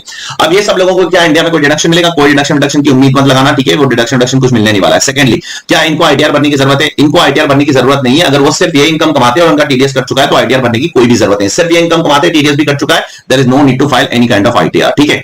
अब इनका टीडीएस कौन सा सेक्शन में करता है? इनका टीडीएस सेक्शन 194 ई में करता है, जो अगले पेज पे दिया गया है। कब कैसे करता है? पेमेंट और क्रेडिट व्हिचएवर इज अर्लियर, उस बेसिस पे करता है। कोई थ्रेशोल्ड दिया है, कोई थ्रेशोल्ड नहीं दिया है, ठीक है? कोई भी थ्रेशोल्ड नहीं दिया। अगर रेजिडेंट स्पोर्ट्समैन है तो रेजिडेंट स्पोर्ट्समैन तो यहां नहीं कटेगा, वो तो नॉन रेजिडेंट के लिए एक सेक्शन है। रेजिडेंट के लिए 194 जे में उसका टीडीएस कट जाएगा, ठीक है? नो, क्या यहां पर कोई बेसिक एग्जेम्पशन मिलता है आपको? 2,50,000 कुछ नहीं, फ्लैट 20% पे टैक्स होती है सारी की सारी इनकम। यहां पर कोई बेसिक एग्जेम्पशन लिमिट का आपको बेनिफिट नहीं मिलने वाला है। अब यहां पर क्या हो रहा है? यहां पर सपोज इंडिया में वर्ल्ड कप अरेंज हो रहा है। अगर इंडिया में वर्ल्ड कप अरेंज हो रहा है ना, तो इंडियन की जो इंडियन बोर्ड है ना, बीसीसीआई, वो सारे बोर्ड्स को एक फिक्स्ड अमाउंट देगी। से पाकिस्तान बोर्ड को फिक्स्ड अमाउंट देगी, श्रीलंकन बोर्ड को फिक्स्ड अमाउंट देगी, से यूके बोर्ड को फिक्स्ड अमाउंट देगी इंग्लैंड टीम के लिए, से साउथ अफ्रीकन बोर्ड को, वेस्ट इंडीज बोर्ड, सबको, ऑस्ट्रेलियन बोर्ड को, सबको एक फिक्स्ड अमाउंट देना शुरू कर देगी। तो अगर इंडिया में वो इवेंट हो रहा है, सबने इंडिया में पार्टिसिपेट किया और फिर बाद में यहां से पैसा सबको जा रहा है, तो क्या उस पर टीडीएस कटेगा? और क्या वो 115 बीबीए में कवर होगा? तो यहां पर बोल दिया सुप्रीम कोर्ट ने, तो आंसर इज यस, कि अगर इंडिया में इवेंट के लिए पार्टिसिपेट हो रहा है और सारे बोर्ड्स को इंडियन बोर्ड पैसा दे रही है, तो उसका इनकम इंडिया में टैक्सेबल हो जाएगा और उनको यहां पर टीडीएस काटना पड़ेगा 194 ई के अंदर, ठीक है?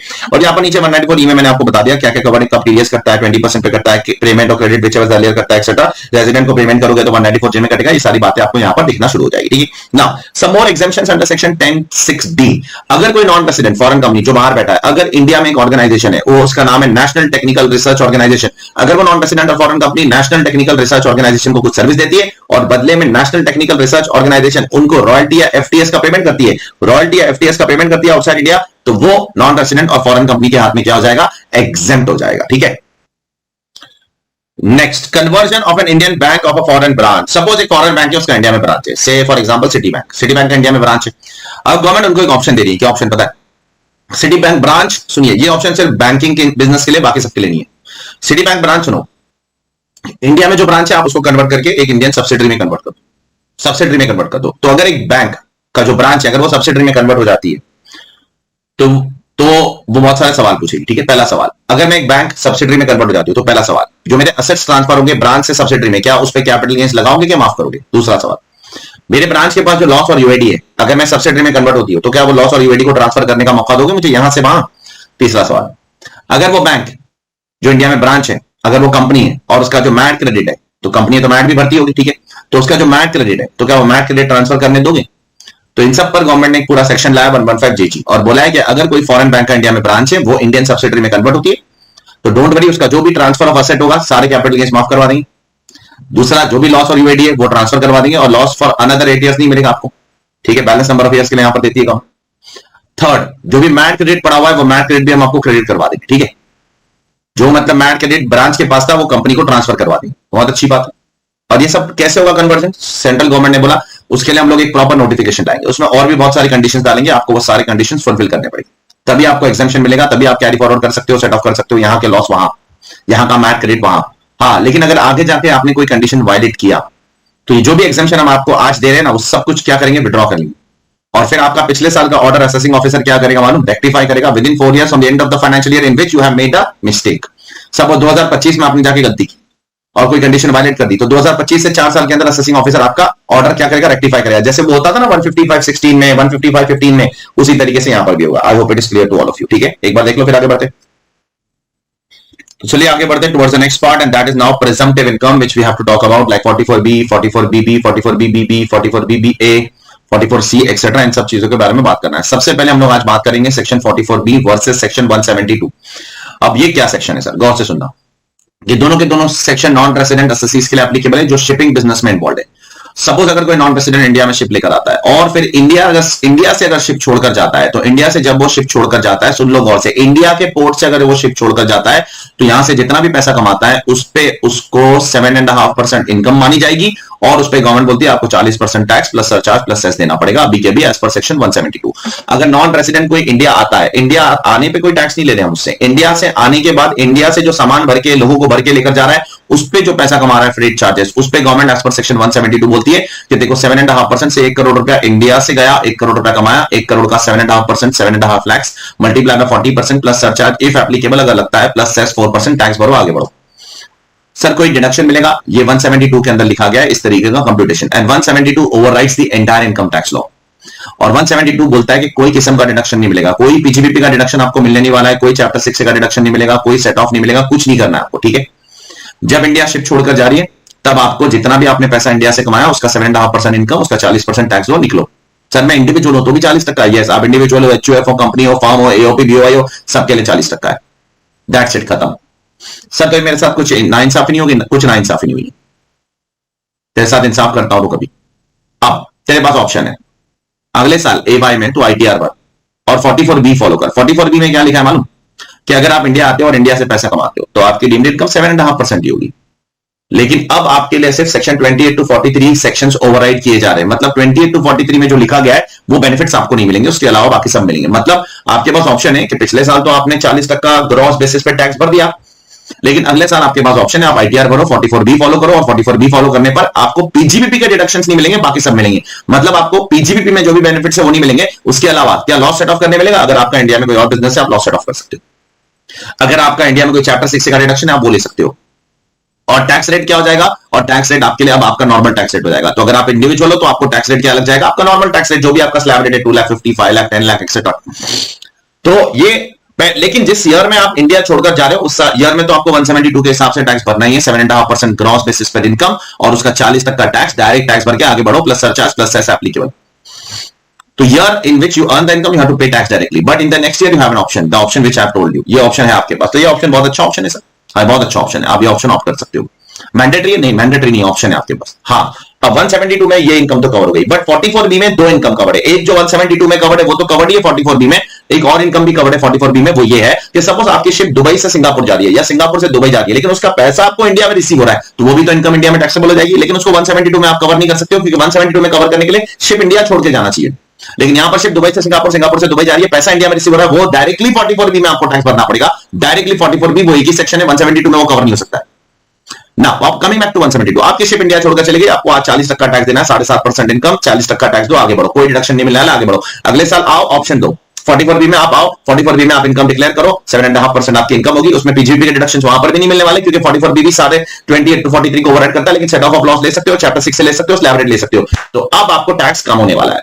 तो अगर आपने ऑलरेडी पहले टैक्स भर दिया था ना ज्यादा, तो अब कम करके मतलब क्या है, डोंट वरी, आप जो अब टैक्स भरने वाले हो उसमें से जो 172 में टैक्स भरा था वो लेस कर दो, 172 का tax will be treated as an advance tax and you will be getting the refund along with interest as per the Supreme Court judgment of A.S. Glitter. Supreme Court ने बोला in the case of A.S. Glitter कि amount paid as tax under 172 will be treated as advance tax and the amount will be repaid to the assessee, refunded to the assessee along with the interest. Interest के साथ आपको refund आएगा, tension लेने वाली बात नहीं। तो 172 लाने का कारण क्या, मैंने आपको क्लास में भी बहुत बार बोला था, 172 लाने का कारण बहुत सिंपल है। कारण यह है कि आपको हम क्या देना चाहते हैं, एक किस्म का सर्टेनिटी कि हमको टैक्स आज रिकवर हो जाए, फिर बाद में अगर assessee जेन्युइन है तो रिटर्न भर के अपना रिफंड ले लेगा, ठीक है। इसलिए 172 लाया गया, ठीक है। उसी तरीके से अगले सेक्शन की तरफ बढ़ते हैं, एयरक्राफ्ट। अगर नॉन रेसिडेंट इंडिया से कुछ एयरक्राफ्ट ऑपरेशंस के बिजनेस से पैसा कमाता है तो उसकी डीम्ड इनकम कितनी होगी? 5%, दैट्स इट। मतलब अगर एयरक्राफ्ट इंडिया से उड़ा तो उसने जो भी इनकम कमाया उसका 5%, या एयरक्राफ्ट 2 अलग देशों में उड़ा, से न्यूयॉर्क से लंदन जा रहा है, लंदन से न्यूयॉर्क जा रहा है, पैसा इंडिया में रिसीव हो रहा है, तो भी उस पर जो भी इनकम होगी उस पर 5% डीम्ड इनकम, उसके ऊपर टैक्स जो भी होगा वो एप्लीकेबल टैक्स लग जाएगा, ठीक है। तो इंडिया से फ्लाइट उड़ी तो भी टैक्स देना, या फ्लाइट 2 अलग देशों में उड़ रही, पैसा इंडिया में रिसीव हो रहा है तो भी आपको टैक्स देना है, और इन दोनों केसेस में आपकी deemed income will B 5% of your total receipts, ठीक है। नेक्स्ट वाला जो सेक्शन है, जो पिछले 2 सेक्शन थे उस नॉन रेसिडेंट्स के लिए थे। नॉन रेसिडेंट्स में हर किस्म का नॉन रेसिडेंट आ जाएगा, इंडिविजुअल भी आ जाएगा, एचयूएफ भी आ जाएगा, फर्म भी आ जाएगा, कंपनी भी आ जाएगा। लेकिन ये वाला जो सेक्शन है 44BBB, ये दिमाग रखना, ये सिर्फ और सिर्फ 44BBB, ये सिर्फ और सिर्फ नॉन रेसिडेंट फॉरेन कंपनीज के लिए, बाकी सबके लिए नहीं है। ये इंडिविजुअल एचयूएफ फर्म के लिए नहीं है, ये सिर्फ फॉरेन कंपनीज के लिए। यहां पर फॉरेन कंपनी को क्या करना है, इंडिया में आकर सिविल कंस्ट्रक्शन करना है, या erection of plant and machinery करना है, या टेस्टिंग कमीशनिंग ऐसी कोई प्रोजेक्ट करना है, तो इससे जो भी वो पैसा कमा रहा है उसका deemed income will be 10% will be deemed income. अब ये टेस्टिंग क्या होता है, कमीशनिंग क्या होता है, और टर्न की प्रोजेक्ट्स क्या होता है, वो सबके बारे में मैंने थोड़ा थोड़ा नीचे लिखा है, आप पढ़ सकते हो, इतना जरूरी नहीं है, वो मेरा खुद का इंटरप्रिटेशन है, गवर्नमेंट ने इन सब चीजों को डिफाइन नहीं किया। तो अगर एक फॉरेन कंपनी इंडिया में आकर कोई कंस्ट्रक्शन करता है, या कोई प्लांट एंड मशीनरी का सेटअप करता है, या उसकी टेस्टिंग करता है, कमीशनिंग करता है, तो उसको जो भी इनकम आएगी उसका 10%, उसको जो भी रेवेन्यू आएगा उसका 10% उसकी डीम्ड इनकम।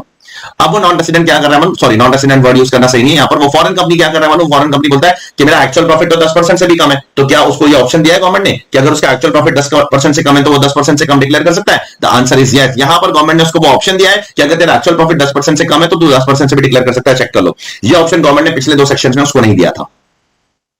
तो एक्चुअल प्रॉफिट कम है तो कम भी डिक्लेयर कर सकता है। क्या एओ बोल सकता है नहीं तेरा एक्चुअल प्रॉफिट ज्यादा है? एओ आपको नहीं बोल सकता है कि तेरा एक्चुअल प्रॉफिट 8% नहीं है, तेरा एक्चुअल प्रॉफिट 14% है। एओ आपको नहीं बोल सकता है, बट ये ऑप्शन आपको दिया गया है कि आप कम डिक्लेयर कर सकते हो bye maintaining books of accounts, bye conducting tax audit, जैसे आप नॉर्मल 44AD एक्सेट्रा में भी करते हो कि आप डिक्लेयर करोगे कि आपका प्रॉफिट कम है तो आप डिक्लेयर कर सकते हो, लेकिन आपको उसको प्रूव करना पड़ेगा bye maintaining books of accounts and bye conducting tax audit. ये करो और आप एक्चुअल प्रॉफिट से कम दिखा लो, कोई दिक्कत नहीं है, ठीक है। Next, चौथा section. Again, this section is only applicable for non-resident. It is not applicable for all kind of. It is not applicable only to foreign companies, but it is applicable to all kind of non-resident. अब यहाँ पर non-resident क्या कर रहा है, गौर से सुनना। अब यहाँ पर non-resident की एक्टिविटी समझो। यहाँ पर non-resident आपको कुछ सर्विस दे रहा है, या आपको कोई फैसिलिटी दे रहा है, या आपको प्लांट एंड मशीनरी हायर पे दे रहा है, या तो कोई सर्विस दे रहा है, या फैसिलिटी दे रहा है, या प्लांट एंड मशीनरी हायर पे दे रहा है। तो अगर आपको कोई नॉन रेसिडेंट सर्विस दे रहा है, या फैसिलिटी दे रहा है, या प्लांट एंड मशीनरी हायर पे दे रहा है, काय को दे रहा है? काय को दे रहा है? लेक्चर लेने के लिए नहीं, लेक्चर लेने के लिए नहीं दे रहा है। फिर exploration of mineral oils, prospection of mineral oils, production of mineral oil business वालों को दे रहा है सब सर्विसेज, तो उसकी डीम्ड इनकम विल बी 10%। कम डिक्लेयर कर सकता है, यहां पर भी गवर्नमेंट ने उसको ऑप्शन दिया है कि अगर वो चाहे तो कम डिक्लेयर कर सकता है 10% से, उसको ऑडिट करवाना पड़ेगा, उसको बुक्स ऑफ अकाउंट मेंटेन करना पड़ेगा। ना यहां पर एक डाउट आने लगा एसएससी के दिमाग में, अगर वो नॉन रेसिडेंट अपने को जो सर्विस दे रहा है एक्सप्लोरेशन ऑफ मिनरल के लिए, अगर वो टेक्निकल सर्विस हुई तो वो फीस फॉर टेक्निकल सर्विस हुई तो वो कहां कवर होगी? वो यहां कवर होगी या 115A और 44DA में कवर होगी? क्योंकि 115A और 44DA में टेक्निकल सर्विस वर्ड यूज है और यहां पर सिर्फ सर्विस वर्ड यूज है। तो गवर्नमेंट ने बोल दिया क्लैरिफिकेशन के साथ कि अगर वो सर्विस जो दे रहा है वो नॉर्मल सर्विस नहीं है बल्कि वो टेक्निकल सर्विसेज के डेफिनेशन में आ जाती है एफटीएस के 917 के अंदर, तो फिर वो या तो 115A में कवर होगी या 44DA में कवर होगी, यहां कवर नहीं होगी। यहां पर सिर्फ नॉर्मल सर्विसेज कवर होगी, टेक्निकल सर्विस नहीं कवर होगी। और 115A और 44DA में कैसे क्लासिफिकेशन करते हो? 115A तब एप्लीकेबल है जब नॉन रेसिडेंट का इंडिया में पी नहीं है, और 44DA एप्लीकेबल है जब नॉन रेसिडेंट का इंडिया के अंदर पी है, उसको सारे डिडक्शंस मिलते हैं एक्सेट्रा एक्सेट्रा। आपने उसका डिस्कशन पहले कर लिया है, ठीक है। Is it clear? आगे बढ़ रहा हूं मैं। Last but not least, over year एक नॉन रेसिडेंट है, उसका इंडिया में एक ब्रांच है, ठीक है, इंडिया में ब्रांच है, हेड ऑफिस बाहर है। तो अभी हेड ऑफिस ने कुछ खर्चे किया है बाहर, तो क्या उस हेड ऑफिस के खर्चों का डिडक्शन इंडिया के ब्रांच को मिलेगा? हाँ मिलेगा ना, क्यों नहीं मिलेगा? हेड ऑफिस अपने खर्चे एलोकेट करता है, जो कॉमन खर्चे वो हेड ऑफिस एलोकेट करता है कि नहीं करता है? ब्रांच को करता है। जी, गवर्नमेंट ने बोला आप जितना एलोकेट करोगे हम उतना डिडक्शन नहीं देंगे, हम डिडक्शन अपने हिसाब से देंगे। तो मैंने पूछा कितना देंगे, तो गवर्नमेंट ने बोला हम डिडक्शन आपको कैसे देंगे बताता हूं। 5% of the adjusted total income compare with the actual allocation. आपको अपने एक्चुअल एलोकेशन को 5% of the adjusted total income से कंपेयर करना है, जो भी लोअर है उतना डिडक्शन मिल जाएगा, ठीक है। तो जो भी एक्चुअल एलोकेशन है वो पॉइंट नंबर 2 है, और 5% of adjusted total income point number 1 है। एडजस्टेड टोटल इनकम क्या होता है? Adjusted total income is nothing but your total income, but after adding these things, total income में सारी चीजें ऐड कर दो, ये सारी चीजें ऐड कर दो तो आपको एडजस्टेड टोटल इनकम आ जाएगा। क्या क्या ऐड करूं? Brought forward depreciation UAD add back कर दो, अगर यूएडी लेस हुआ तो वो ऐड बैक होगा। Brought forward loss add back होगा, चैप्टर 6 का डिडक्शन ऐड बैक होगा, फैमिली प्लानिंग का कैपिटल एक्सपेंडिचर भी ऐड बैक हो जाएगा, और जो एक्चुअली पीएनएल में डेबिटेड है एक्सपेंडिचर वो भी ऐड बैक हो जाएगा। ये सारी चीजें ऐड बैक कर दो, आपको एडजस्टेड टोटल इनकम आ जाएगा। एक बार एडजस्टेड टोटल इनकम आ गया, उसका आप क्या ले लो? 5% ले लो, ठीक है। अच्छा सर, अगर एडजस्टेड टोटल इनकम मेरा लॉस है तो ये भी मैंने आपको बताया था क्लास में, अगर एडजस्टेड टोटल इनकम ये सब करने के बाद लॉस आता है, नेगेटिव अमाउंट आता है, तो मैं क्या करूं? अगर एडजस्टेड टोटल इनकम ये सब करने के बाद नेगेटिव अमाउंट आता है, लॉस आता है, तो उस केस में आपको क्या करना है वो भी सुन लो। उस केस में आपको फिर पिछले 3 साल का एडजस्टेड टोटल इनकम का एवरेज लेना है और फिर उसका 5% लेना है। अगर 3 साल का बिजनेस नहीं पुराना नहीं है, 2 साल पुराना है, तो 2 साल का एवरेज लेना है, फिर उसका 5% लेना है। और 1 साल पुराना है तो पिछले साल का एडजस्टेड टोटल इनकम लेना है, उसका 5% लेना है, ठीक है। अगर वो लॉस आता है तो अगर एडजस्टेड टोटल इनकम पहले बार में अगर पॉजिटिव आता है तो फिर आपको यहीं पे मैटर क्लोज कर देना, ठीक है। नाउ नेक्स्ट, अगर एक फॉरेन कंपनी अगर सिर्फ इनकम ये प्रिजम्पटिव सेक्शन से कमाती है, like 44B, 44BB, 44BB and 44BBB, ये 4 प्रिजम्पटिव सेक्शन है। अगर फॉरेन कंपनी सिर्फ इन्हीं प्रिजम्पटिव सेक्शन से इनकम कमाती है और कोई प्रिजम्पटिव इनकम से उसको सेक्शन से इनकम नहीं आती है, सिर्फ इन्हीं 4 सेक्शनों से आती है, तो उस पर मैट नहीं लगेगा, चेक कर लो ना, उसको मैट पे पूरा रिलैक्सेशन दे दिया गवर्नमेंट। चलिए आगे बढ़ते towards a very big and very important point, and that is एक नॉन रेसिडेंट की कौन कौन सी इनकम इंडिया में टैक्सेबल है। या तो इनकम इंडिया में अक्रू होनी चाहिए, या डीम टू अक्रू होनी चाहिए, या रिसीव होनी चाहिए, या डीम टू रिसीव। अब अक्रू का मतलब इनकम टैक्स लॉ में डिफाइंड नहीं है, but deem to accrue or arise का मतलब इनकम टैक्स लॉ में डिफाइंड है, और वो दिया गया है सेक्शन 9(1) के अंदर। और 9(1) के अंदर गवर्नमेंट ने 8 सब क्लॉजेस डाले, 911, 912, 913, 914, 915, 916, 917, 918। एक एक करके अभी हम लोग सब कुछ देखेंगे, ठीक है। सबसे पहला जो 911 है वो बिजनेस से रिलेटेड है, और गवर्नमेंट ने बोला अगर नॉन रेसिडेंट का इंडिया में कोई बिजनेस कनेक्शन है तो उसको इंडिया में टैक्स भरना पड़ेगा। नॉन रेसिडेंट का इंडिया में कोई बिजनेस कनेक्शन होना चाहिए, और बिजनेस कनेक्शन का मतलब क्या होता है? किसी भी किस्म की अगर business activity non resident India में करता है तो उसको इंडिया में टैक्स भरना पड़ेगा। सपोज नॉन रेसिडेंट का इंडिया में कोई ब्रांच है, उसके थ्रू सामान बेच रहा है एक्सेट्रा, सब कुछ प्रॉपर ऑफिस है, यहाँ पर पूरी सर्विसेज दे रहा है कस्टमर्स को, तो उसको इंडिया में बिजनेस कनेक्शन है, उसकी बिजनेस एक्टिविटी कर रहा है और उसको इंडिया में टैक्स देना पड़ेगा। तो अगर एक नॉन रेसिडेंट इंडिया में अगर कोई बिजनेस कनेक्शन रखता है तो उसको क्या करना पड़ेगा, इंडिया में टैक्स देना पड़ेगा। नाउ तो गवर्नमेंट ने क्या बोला, अगर पीजीबीपी इनकम, ये वर्ल्ड वाइड एक्सेप्टेड प्रिंसिपल है जो अभी बताने जा रहा हूं, अगर किसी नॉन रेसिडेंट की पीजीबीपी इनकम को आपको अपने देश में टैक्स करवाना है तो उस नॉन रेसिडेंट का इंडिया के अंदर क्या होना चाहिए, किसी ना किसी किस्म का फिजिकल प्रेजेंस होना चाहिए, लाइक ऑफिस होनी चाहिए, फैक्ट्री होनी चाहिए, ब्रांच होना चाहिए, जिसको टेक्निकल लैंग्वेज में और इंटरनेशनल लैंग्वेज में परमानेंट एस्टैब्लिशमेंट भी बोला जाता है। एक नॉन रेसिडेंट की इनकम को, बिजनेस इनकम को, दूसरी इनकम की बात नहीं कर रहा हूं, एक नॉन रेसिडेंट की अगर बिजनेस इनकम को इंडिया में टैक्स करना है तो उसकी बिजनेस इनकम इंडिया में टैक्स करने की कंडीशन हो सकती है, उसका इंडिया में कोई फिजिकल प्रेजेंस होना चाहिए, लाइक परमानेंट एस्टैब्लिशमेंट, तो ही टैक्स हो सकती है, नहीं तो नहीं हो सकती है। तो ये नॉन रेसिडेंट क्या करना शुरू कर दिया पता है, टैक्स इवेट करने के लिए। उनको पता है अगर वो लोग इंडिया में आकर फिजिकल प्रेजेंस करेंगे, इंडिया में आकर ब्रांच खोलेंगे, ऑफिस खोलेंगे, फैक्ट्री खोलेंगे, तो उनको इंडिया में टैक्स लग जाएगा। तो वो लोग क्या करते हैं, इंडिया में ऑफिस, फैक्ट्री, ब्रांच ये सब नहीं खोलते, वो लोग इंडिया में एक एजेंट बिठाते हैं और उसको बोलते हैं भाई तू हमारा एजेंट है, तो हम लोग जैसा बोलेंगे वैसा वैसा सामान खरीदेगा, बेचेगा। और कोई बोलेगा तो बोलना मेरा थोड़ी है, दोस्त का है। और जब हमसे टैक्स मांगेंगे तो हम बोलेंगे हमारा इंडिया में कोई ब्रांच थोड़ी, ऑफिस थोड़ी, फैक्ट्री कोई, कोई फिजिकल प्रेजेंस थोड़ी, हमारा तो सिर्फ एक इंसान बैठा होता। तो गवर्नमेंट ने इस चीज को ओवरकम करने के लिए यहां पर मल्टीपल क्लॉजेस लाए सेक्शन 911 के अंदर। सबसे पहले बोला है कि अगर एक नॉन रेसिडेंट इंडिया में अगर किसी एजेंट को बिठाता है जिसको गवर्नमेंट ने, जिसको उसने अथॉरिटी दिया है to conclude contracts on behalf of non resident, तो वो नॉन रेसिडेंट बाहर बैठा है लेकिन उसने इंडिया में एक बंदे को बिठा के रखा है और वो हैबिचुअली एक्सरसाइज करता है, हैबिचुअली मतलब रेगुलरली मेरे लिए कॉन्ट्रैक्ट करता है, उसको मैंने अथॉरिटी दे दिया भाई तू बैठ इंडिया में और जा, तेरे को जो करने का जा और मेरे लिए सामान बेच और मेरे लिए पैसा कमा के ला के दे, तो ये माना जाएगा it is deemed to be a business connection in India. और वो नॉन रेसिडेंट का एजेंट जो इंडिया में बैठकर आपके लिए हैबिचुअली कॉन्ट्रैक्ट कर रहा है, आपके लिए सामान बेच रहा है, सर्विसेज दे रहा है, उसको उसकी जो भी इनकम आएगी वो इंडिया में टैक्सेबल हो जाएगी। सेकंड, तो फिर नॉन रेसिडेंट ने क्या किया, उससे अथॉरिटी छीन लिया। तो गवर्नमेंट ने फिर और क्या बोला नॉन रेसिडेंट ने उसको, भाई तेरे को अथॉरिटी नहीं देता हूं मैं, क्योंकि तेरे को अथॉरिटी दूंगा तो तू यहां पर फंस जाएगा, तो तू एक काम कर, तू इंडिया में अथॉरिटी मत ले, तो सिर्फ एक काम कर, एक गोडाउन ले और गोडाउन में से हम लोग का सामान जब भी आएगा, कोई कस्टमर ऑर्डर देगा तो तू सामान को डिलीवर कर दे, बस और कुछ नहीं करना। तो गवर्नमेंट ने क्या किया, उसको भी अमेंडमेंट करके सेक्शन 911 के बिजनेस कनेक्शन में डाल दिया और बोल दिया कि अगर कोई नॉन रेसिडेंट का इंडिया में एजेंट है, उसको कोई अथॉरिटी नहीं है टू कंक्लूड कॉन्ट्रैक्ट नहीं करेगा वो, लेकिन वो इंडिया में सिर्फ क्या करेगा, गुड्स मेंटेन करेगा, उसको रेगुलरली डिलीवर करेगा, तो वो भी बिजनेस कनेक्शन माना जाएगा। एक एक करके कैसा खींच रहे देखो अंदर।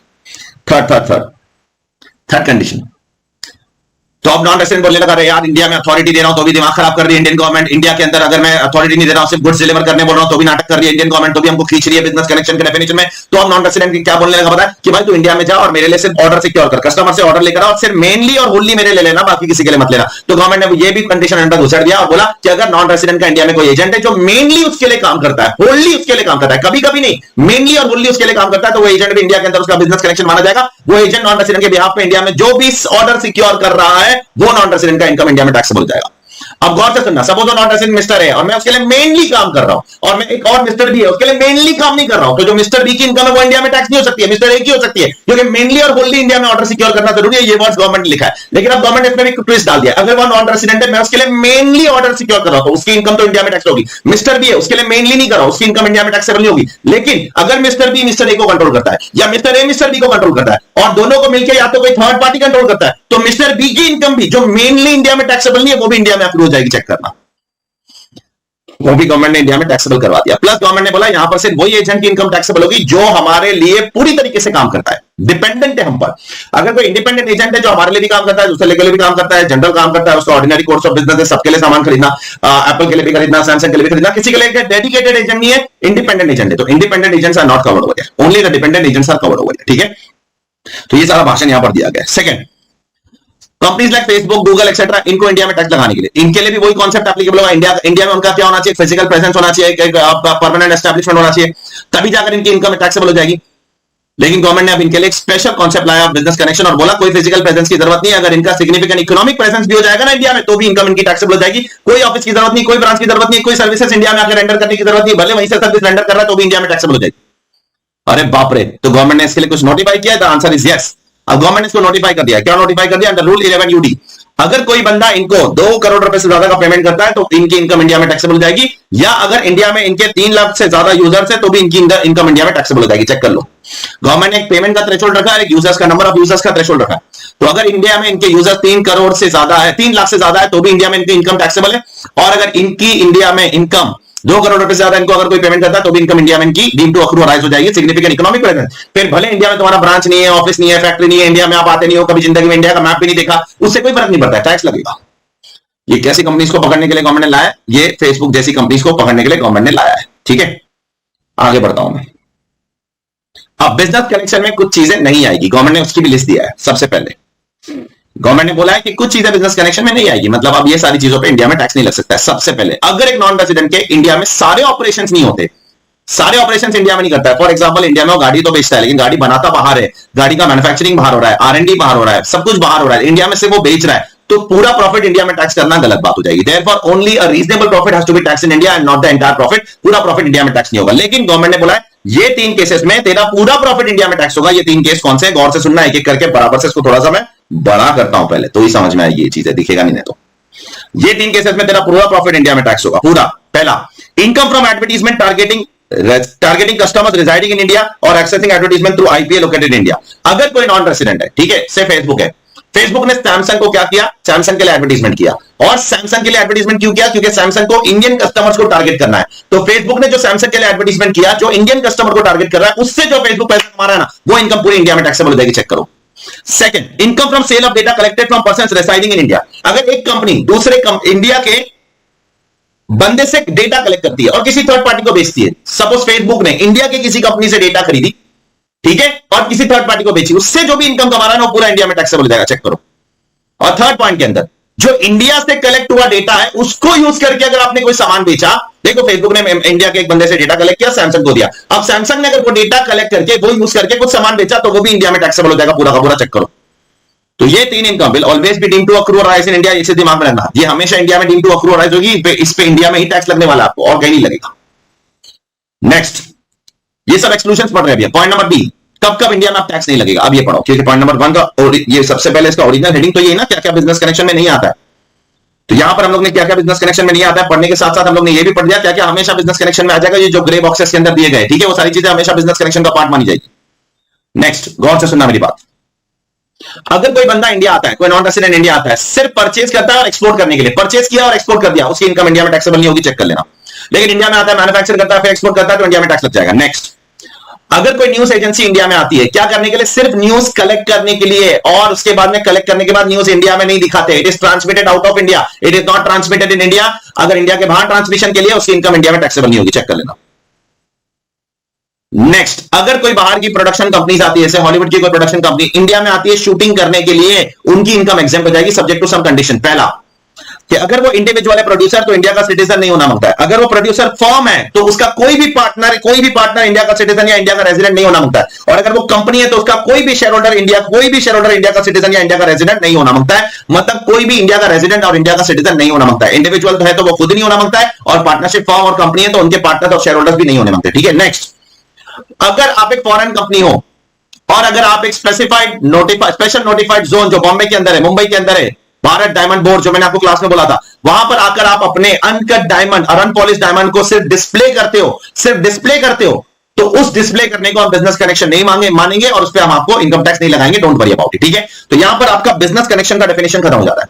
बट मैंने बोला था कि सेक्शन 9 सबसेक्शन 1 के अंदर बहुत सारे क्लॉजेस है, जिसके अंदर बिजनेस कनेक्शन भी आएगा और सारी की सारी इनकम कैसे डीम टू अक्रू राइज होती है उन सबके बारे में बोला गया। कैपिटल गेन्स कैसे अक्रू होगा, सैलरी कैसे अक्रू होगा, बीजीबी कैसे अक्रू होगा, वो भी अभी पढ़ लिया अपन ने, business connection is for BGB. IFOS कैसे अक्रू होगा, एचपी कैसे अक्रू होगा, तो अभी हम लोग पढ़ने जा रहे हैं एचपी कैसे अक्रू होगा और आईएफओएस कैसे अक्रू होगा, कब अक्रू होगा इंडिया के अंदर। सुन लो जरा, एचपी इनकम और आईएफओएस इनकम तब अक्रू होगी if the income is arise from a property in India. Suppose अगर मूवेबल प्रॉपर्टी या इमूवेबल प्रॉपर्टी इंडिया में, तो उससे जो भी इनकम कमा रहे हो वो इनकम इंडिया में डीम टू अक्रू राइज हो जाएगी। फॉर एग्जांपल, अगर इंडिया में कोई बिल्डिंग है, कोई लैंड है, उससे कोई रेंट कमा रहे हो तो वो इनकम इंडिया में डीम टू अक्रू हो जाएगी। या फॉर एग्जांपल, इंडियन कंपनी का कोई डिपॉजिट है, इंडियन कंपनी का कोई डिबेंचर है, उससे इंटरेस्ट कमा रहे हो कि तो वो मूवेबल प्रॉपर्टी है, वो इंडिया के अंदर लोकेटेड है, तो इंडिया से अगर उसका रिलेशनशिप है तो वो इनकम इंडिया में डीम टू अक्रू राइज हो जाएगी, चीज वहां पर, ठीक है। फर्दर यहां पर 2 अमेंडमेंट किए गवर्नमेंट ने, एक तो गवर्नमेंट ने सेफ हार्बर रूल्स में अमेंडमेंट किया और एक एडवांस प्राइसिंग एग्रीमेंट में अमेंडमेंट किया है कि यहां पर पिछले पेज पे आपने देखा था कि नॉन रेसिडेंट के अगर सारे ऑपरेशंस इंडिया में नहीं होते तो सिर्फ प्रोपोर्शनेट इनकम इंडिया में टैक्स हो सकती है, पूरी इनकम इंडिया में टैक्स नहीं हो सकती है। तो उस चीज के लिए गवर्नमेंट ने बोला कि हम सेफ हार्बर रूल लाएंगे, हम एडवांस प्राइसिंग एग्रीमेंट लाएंगे और उसमें मैकेनिज्म बताएंगे, हम आपको मैकेनिज्म बताएंगे कि भाई आपको कितनी इनकम इंडिया में टैक्सेबल करनी चाहिए, कितनी इनकम इंडिया में टैक्सेबल नहीं करनी चाहिए, उसके लिए हम रूल्स लाएंगे। लेकिन वो रूल्स अब तक गवर्नमेंट ने नोटिफाई नहीं किया, तो थैंकफुली हमारे लिए बहुत अच्छी बात है, ठीक है। नेक्स्ट, सैलरी इनकम इंडिया में कब अक्रू होगी, 912 के हिसाब से कब अक्रू होगी, if the services are rendered in India the salary income is accrued in India. अच्छा, और अगर सपोज इंडिया में कोई बंदा आता है, वो इंडिया में सर्विसेज रेंडर करता है, तो उसकी इनकम सैलरी इनकम इंडिया में deem to accrue arise, yes.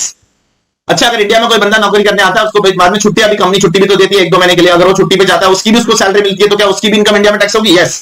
अगर उसको रेस्ट पीरियड और लीव पीरियड की भी सैलरी मिल रही है, जो उसके कॉन्ट्रैक्ट का पार्ट है, तो उसको रेस्ट पीरियड और लीव पीरियड की सैलरी पे भी टैक्स भरना पड़ेगा, क्योंकि वो भी मानी जाएगी इंडिया में डीम टू अक्रू राइज, ठीक है।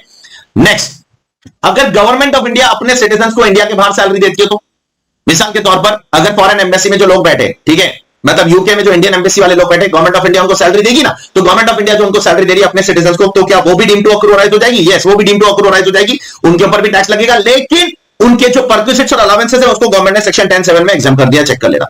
परक्विजिट्स और अलावेंसेस पे टैक्स नहीं लगाएंगे, बाकी सैलरी पे टैक्स लगा सकते हैं, ठीक है। नेक्स्ट, जो डिविडेंड इंडियन कंपनी पे करती है वो हमेशा deem to accrue or arise in India हो जाएगा। इंडियन कंपनी अगर किसी को डिविडेंड पे करती है that will always be deem to accrue or arise in India, ये चीज दिमाग में रखना, ठीक है।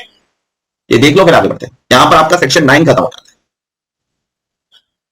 ना। अगर आपको याद है तो सेक्शन 9 में एक और क्लॉज था 918, जिसमें मैंने आपको बोला था अगर कोई रेजिडेंट किसी नॉन रेजिडेंट को पैसा देता है 50,000 रुपए से ज्यादा गिफ्ट, तो वो नॉन रेजिडेंट के हाथ में टैक्सेबल होगा, इंडिया के बाहर अगर देता है तो। याद आता है? तो वो 918 था, ठीक है। तो यहां पर हम लोग अभी फिलहाल रुक नहीं रहे, मैं 1 मिनट का ब्रेक लेता हूं फिर शुरू। तो चलिए आगे बढ़ते हैं towards the next part, and the next part is discussion on offshore funds managed by the fund manager, section 9A। अब ये 9A क्या बोलता है? 9B हम लोग ने ऑलरेडी कैपिटल गेन्स में कर लिया है, तो आज हम लोग पहले 9B के बारे में बात करते हैं, ठीक है। सॉरी, 9A के बारे में बात करते हैं। 9B हमारा कैपिटल गेन्स के अंदर ऑलरेडी डिस्कस हो चुका है। नाउ लिसन केयरफुली, 9A क्या बोलना चाहता है उसके लिए मैं टेक्स्ट बुक में आता हूं, मेरे समरी बुक के अंदर नहीं है। जो भी चीज मेरे समरी बुक में नहीं है उसका मैंने रेफरेंस दे दिया हूं टेक्स्ट बुक के अंदर, ठीक है। नाउ लिसन केयरफुली, बहुत ज्यादा ध्यान से सुनना सभी लोग मेरी बात। इतना इंपॉर्टेंट सेक्शन नहीं है ऑनेस्टली स्पीकिंग, आज तक कभी जिंदगी में इस पे कोई क्वेश्चन एग्जाम में आया नहीं है, बट स्टिल अगर कभी आ जाए तो आप उससे लिख सको, इसलिए हम लोग उसको बहुत अच्छे से पढ़ेंगे, ठीक है। नाउ लिसन केयरफुली, सपोज एक फंड मैनेजर है, वो इंडिया में है, लेकिन जो फंड है वो इंडिया के बाहर है। अगर वो इंडिया का फंड मैनेजर उस बाहर वाले फंड को मैनेज करता है, तो उस बाहर वाले फंड की इनकम इंडिया में deem to accrue or arise नहीं होगी, subject to fulfilment of many conditions. अगर वो जो फंड बाहर है उसको वो चाहता है कि उसकी इनकम इंडिया में टैक्सेबल नहीं हो, उसकी इनकम इंडिया में डीम टू अक्रू अराइज नहीं हो, तो उसको टोटल 17 कंडीशन फुलफिल करने पड़ेंगे। 17 कंडीशन फुलफिल करेगा तो उसकी इनकम माफ हो जाएगी, नहीं तो उसको टैक्स लग जाएगा। 17 में से एक भी कंडीशन अगर वायलेट हो गया, एक भी सिंगल कंडीशन भी वायलेट हो गया, तो उसकी इनकम इंडिया में टैक्सेबल हो जाएगी। अब वो 17 कंडीशन क्या है वो एक एक करके मैं थोड़ी देर में बताता हूं। सबसे पहले सेक्शन 9A के अंदर दिया गया है, हेडिंग दिया है fund managers of offshore funds. इसमें सबसे पहले ये बोला गया है कि अगर कोई फंड बाहर है, उसका मैनेजर उसको इंडिया में मैनेज करता है, तो उसका इंडिया में बिजनेस कनेक्शन नहीं होगा, subject to fulfilment of certain conditions. Now which are those condition, we have to see them one by one, ठीक है। उसके बाद बोला है कि just because a manager is a resident in India that does not mean that the fund would be taxable in India. Fund बाहर है, manager India में, और मैनेजर जस्ट बिकॉज वो इंडिया में है और इंडिया में बैठकर मैनेज कर रहा है, उसका मतलब उसको इंडिया में टैक्स लग जाएगा, ऐसा बिल्कुल भी नहीं है। अगर उसको इंडिया में टैक्स लगना है तो उसको 17 में से कोई भी एक कंडीशन को वायलेट करना पड़ेगा। अगर वो 17 के 17 कंडीशन फुलफिल कर लेता है तो किसी का बाप उससे टैक्स नहीं ले सकता, ठीक है। सबसे पहले ये 17 कंडीशंस में से 17 कंडीशंस को गवर्नमेंट ने 2 कैटेगरी में डिवाइड किया है। उसमें से 13 कंडीशंस, 13 कंडीशंस फंड को फुलफिल करना है और 4 कंडीशंस मैनेजर को फुलफिल करना है। फंड कहां पर है? इंडिया के बाहर है। मैनेजर कहां पर है? इंडिया में। तो जो फंड है वो 13 कंडीशंस 13 कंडीशंस फुलफिल करेगा, जो मैनेजर है वो 4 कंडीशन। तो एक एक करके कंडीशन मैं आपको बताना चाह रहा हूं। सबसे पहले यहां पर बोला गया कि फंड जो है वो इंडिया के बाहर रजिस्टर्ड होना चाहिए, इंडिया के अंदर रजिस्टर्ड नहीं होना चाहिए। मतलब फंड इंडिया का नहीं है, फंड बाहर है। मैं तब से आपको बहुत बार बोल चुका हूं कि यहां पर जो फंड है वो इंडिया के बाहर है, फंड इंडिया में नहीं है। उसमें सबसे पहला कंडीशन, फंड इंडिया का रेजिडेंट नहीं होना होता है, ठीक है। पहला कंडीशन नंबर 1, ठीक है। दूसरा condition, pay attention please all of you, एक एक कंडीशन में बोल रहा हूं। दूसरा कंडीशन ये है कि फंड एक ऐसे देश का होना चाहिए जिसके साथ इंडिया का डीटी डबल है। कंडीशन नंबर बी, इंडिया का उस देश के साथ डीटी डबल होना चाहिए, या तो गवर्नमेंट ऑफ इंडिया उस देश को नोटिफाई करना चाहिए। डीटी डबल नहीं है तो गवर्नमेंट उस देश को नोटिफाई कर दे, ठीक है। तीसरा, कोई भी इंडिया का रेजिडेंट उस फंड के अंदर 5% से ज्यादा इन्वेस्ट नहीं करेगा। मतलब उस फंड के अंदर 95% इन्वेस्टमेंट नॉन रेजिडेंट का होना चाहिए। इंडिया का रेजिडेंट उसमें 5% से ज्यादा इन्वेस्ट नहीं कर सकता है, 95% नॉन रेजिडेंट का इन्वेस्टमेंट होना चाहिए। हाँ, लेकिन अगर फंड मैनेजर खुद पहले 3 साल तक उसमें 25 करोड़ रुपए तक का इन्वेस्टमेंट करता है, मैं मैनेजर हूं, मैं खुद उसमें 25 करोड़ रुपए तक का इन्वेस्ट करता हूं, तो वो 5% के ब्रैकेट में काउंट नहीं किया जाएगा। वो ऐसा माना जाएगा जैसे एक नॉन रेजिडेंट इन्वेस्ट कर रहा है, ठीक है। नेक्स्ट, फंड ऐसे देश में होना चाहिए जहां पर वहां पर भी सेबी जैसे कोई रेगुलेशन हो, जैसे इंडिया के अंदर सेबी रेगुलेट करती है सारे फंड्स को, वैसे वहां पर भी कोई रेगुलेशन होना चाहिए। नेक्स्ट, फंड में कम से कम 25 मेंबर्स ऐसे होने चाहिए जो एक दूसरे से अनकनेक्टेड है, मतलब एक दूसरे से रिलेटेड पार्टी नहीं है। नेक्स्ट, कोई भी मेंबर अगर कनेक्टेड पर्सन से मिलाकर, कोई भी मेंबर अगर कनेक्टेड मेंबर से मिलाकर 10% से ज्यादा स्टेक नहीं होना चाहिए। नेक्स्ट, कोई भी 10 मेंबर या उससे कम मेंबर का मिलाकर कनेक्टेड पर्सन के साथ 50% से ज्यादा स्टेक नहीं होना चाहिए। नेक्स्ट, फंड किसी भी एंटिटी में 20% से ज्यादा इन्वेस्ट नहीं करेगा। फंड के पास जो भी पैसा आएगा वो किसी एक एंटिटी में 20% से ज्यादा इन्वेस्ट नहीं कर सकता है। नेक्स्ट, फंड किसी एसोसिएटेड एंटिटी में इन्वेस्ट नहीं कर सकता है। सब अनरिलेटेड पार्टीज में इन्वेस्ट करो, रिलेटेड पार्टी या एसोसिएटेड एंटिटी में इन्वेस्ट नहीं कर सकता है। नेक्स्ट, फंड का monthly average corpus has to be 100 crore, मतलब हर मंथ का अप्रैल मई जून जुलाई अगस्त सितंबर अक्टूबर नवंबर दिसंबर जनवरी फरवरी मार्च 12 के 12 महीने का monthly average corpus has to be 100 crore rupees. हाँ, लेकिन अगर फंड इसी साल शुरू हुआ है, से दिसंबर 2022 में फंड शुरू हुआ है या 21 में शुरू हुआ है, तो फिर उसको मंथली नहीं, उसको फंड जिस महीने में शुरू हुआ है उस महीने के एंड से 12 महीने के बाद तक उसके पास कम से कम 100 करोड़ रुपए का मंथली कॉर्पस आ जाना चाहिए, ठीक है। मतलब सपोज अगर फंड दिसंबर 2021 में फंड शुरू हुआ है, इसी साल शुरू हुआ है, तो उसको हर मंथ, इस साल हर मंथ उसको 100 करोड़ मेंटेन करने की जरूरत नहीं है। इस महीने के एंड से 12 महीना जब खत्म होगा तभी उसके पास 100 करोड़ रुपए का कॉर्पस आ जाएगा, तो वो कंडीशन फुलफिल हो जाएगा। नेक्स्ट, अगर फंड इस साल बंद हो गया है, वाउंड अप हो गया है, खत्म हो गया है, क्लोज हो गया है, डिसॉल्व हो गया, लिक्विडेट हो गया, तो उसको ये कंडीशन फुलफिल करने की जरूरत नहीं है। नेक्स्ट, फंड इंडिया में कोई भी बिजनेस कंट्रोल या मैनेज नहीं करना चाहिए। नेक्स्ट, फंड का इंडिया में कोई भी बिजनेस कनेक्शन डायरेक्टली भी नहीं होना चाहिए, इनडायरेक्टली भी नहीं होना चाहिए, जैसे कोई एजेंट है उसके बिहाफ पे गुड्स बेच रहा है एक्सेट्रा, वो सब भी नहीं चलेगा। नेक्स्ट, फंड जो मैनेजर को रेम्यूनरेशन देगा, that remuneration will be determined by CBDT in prescribe manner. CBDT बताएगी कि फंड का वो मैनेजर का वो प्रिस्क्राइब रेम्यूनरेशन कितना होगा, वो सीबीडीटी ने उसके लिए प्रिस्क्राइब रूल्स बनाया, सीए फाइनल सिलेबस में इंस्टीट्यूट उसको नहीं रखा है। नेक्स्ट, कुछ लोगों के लिए 3 कंडीशन गवर्नमेंट ने मना कर दिया। कौन से कंडीशन? ये EFG वाले, ये जो 3 कंडीशन है वो कुछ लोगों के लिए गवर्नमेंट ने बोला है तुम्हारे लिए ये 3 कंडीशन एप्लीकेबल नहीं है। वो 3 कंडीशन कौन से, मैं वो नहीं बोल रहा हूं, आप देख लो। कुछ लोग कौन है वो मैं बता रहा हूं। अगर बाहर की गवर्नमेंट है या बाहर की गवर्नमेंट ने कोई फंड सेटअप किया या बाहर की सेंट्रल बैंक, जैसे सिंगापुर की गवर्नमेंट ने वो फंड सेटअप किया है और वो फंड को मैनेज कर रहा है इंडिया का मैनेजर, तो उनके लिए EFG कंडीशन एप्लीकेबल नहीं है। या कोई बाहर की सेंट्रल बैंक है या कोई बाहर का सॉवरेन फंड है या कोई और अदर फंड है जो गवर्नमेंट ने नोटिफाई किया है, तो उनके लिए ये 3 कंडीशन एप्लीकेबल नहीं है। मतलब उनके लिए 10 कंडीशन फुलफिल करना पड़ेगा। तो जैसे कि मैंने बोला टोटल 17 कंडीशन है, 13 कंडीशन फंड को फुलफिल करना है और 4 कंडीशन मैनेजर को। अब मैनेजर को क्या क्या फुलफिल करना है चेक करो। ये एलिजिबल फंड मैनेजर के कंडीशंस बराबर से देखते हैं। सबसे पहला कंडीशन उसका ये है कि मैनेजर जो है एलिजिबल वो फंड का एम्प्लॉय नहीं होना चाहिए और फंड के कनेक्टेड पर्सन का भी एम्प्लॉय नहीं होना चाहिए, ठीक है, पहली चीज ये। प्लस वो जो फंड मैनेजर है वो रजिस्टर्ड फंड मैनेजर होना चाहिए। प्लस क्या फंड मैनेजर के अंदर क्या AMC भी आ जाएगी, एसेट मैनेजमेंट कंपनीज को भी आप फंड मैनेजर बोल सकते हो? यस। तो सीबीडीटी ने यहां पर क्लैरिफिकेशन दिया है 2019 में 8/2019 that even asset management company can be considered as a fund manager, ठीक है। नेक्स्ट, ये फंड का ऑर्डिनरी कोर्स ऑफ बिजनेस में काम कर रहा है, मतलब ये फंड का रोज का काम है, सब कुछ कर रहा है, कोई नई चीज नहीं कर रहा है, ठीक है। Next, fund along with fund किसी भी मैनेजर को या उसके कनेक्टेड पर्सन को मिलाकर 20% से ज्यादा प्रॉफिट डिस्ट्रीब्यूट नहीं कर सकता है। चेक करो, मतलब फंड अपने मैनेजर को मैक्सिमम कितना प्रॉफिट दे सकता है? 20% या उससे ज्यादा नहीं दे सकता है, 20% या उससे कम देगा तो चलेगा।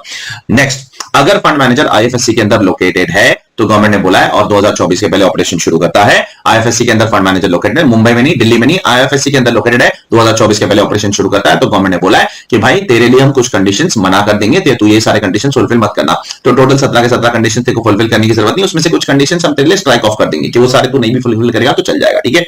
नेक्स्ट, अच्छा ये सारे कंडीशंस फुलफिल कर रहा है या नहीं कर रहा है वो कैसे पता चलेगा? तो गवर्नमेंट ने फंड एलिजिबल जो इन्वेस्टमेंट फंड है उस पर जिम्मेदारी डाल दी है। उस पर बोल दिया कि जैसे ही साल खत्म हो जाएगा उसके 90 डेज के अंदर you have to file a statement. एक स्टेटमेंट फाइल करना पड़ेगा जिसमें आपको डिटेल देना पड़ेगा कि आप सारे कंडीशंस फुलफिल कर रहे हो कि नहीं कर रहे हो, और अगर ये स्टेटमेंट आपने समय पे फाइल नहीं किया तो आपको 5 लाख रुपए तक की पेनल्टी लग सकती है, ठीक है।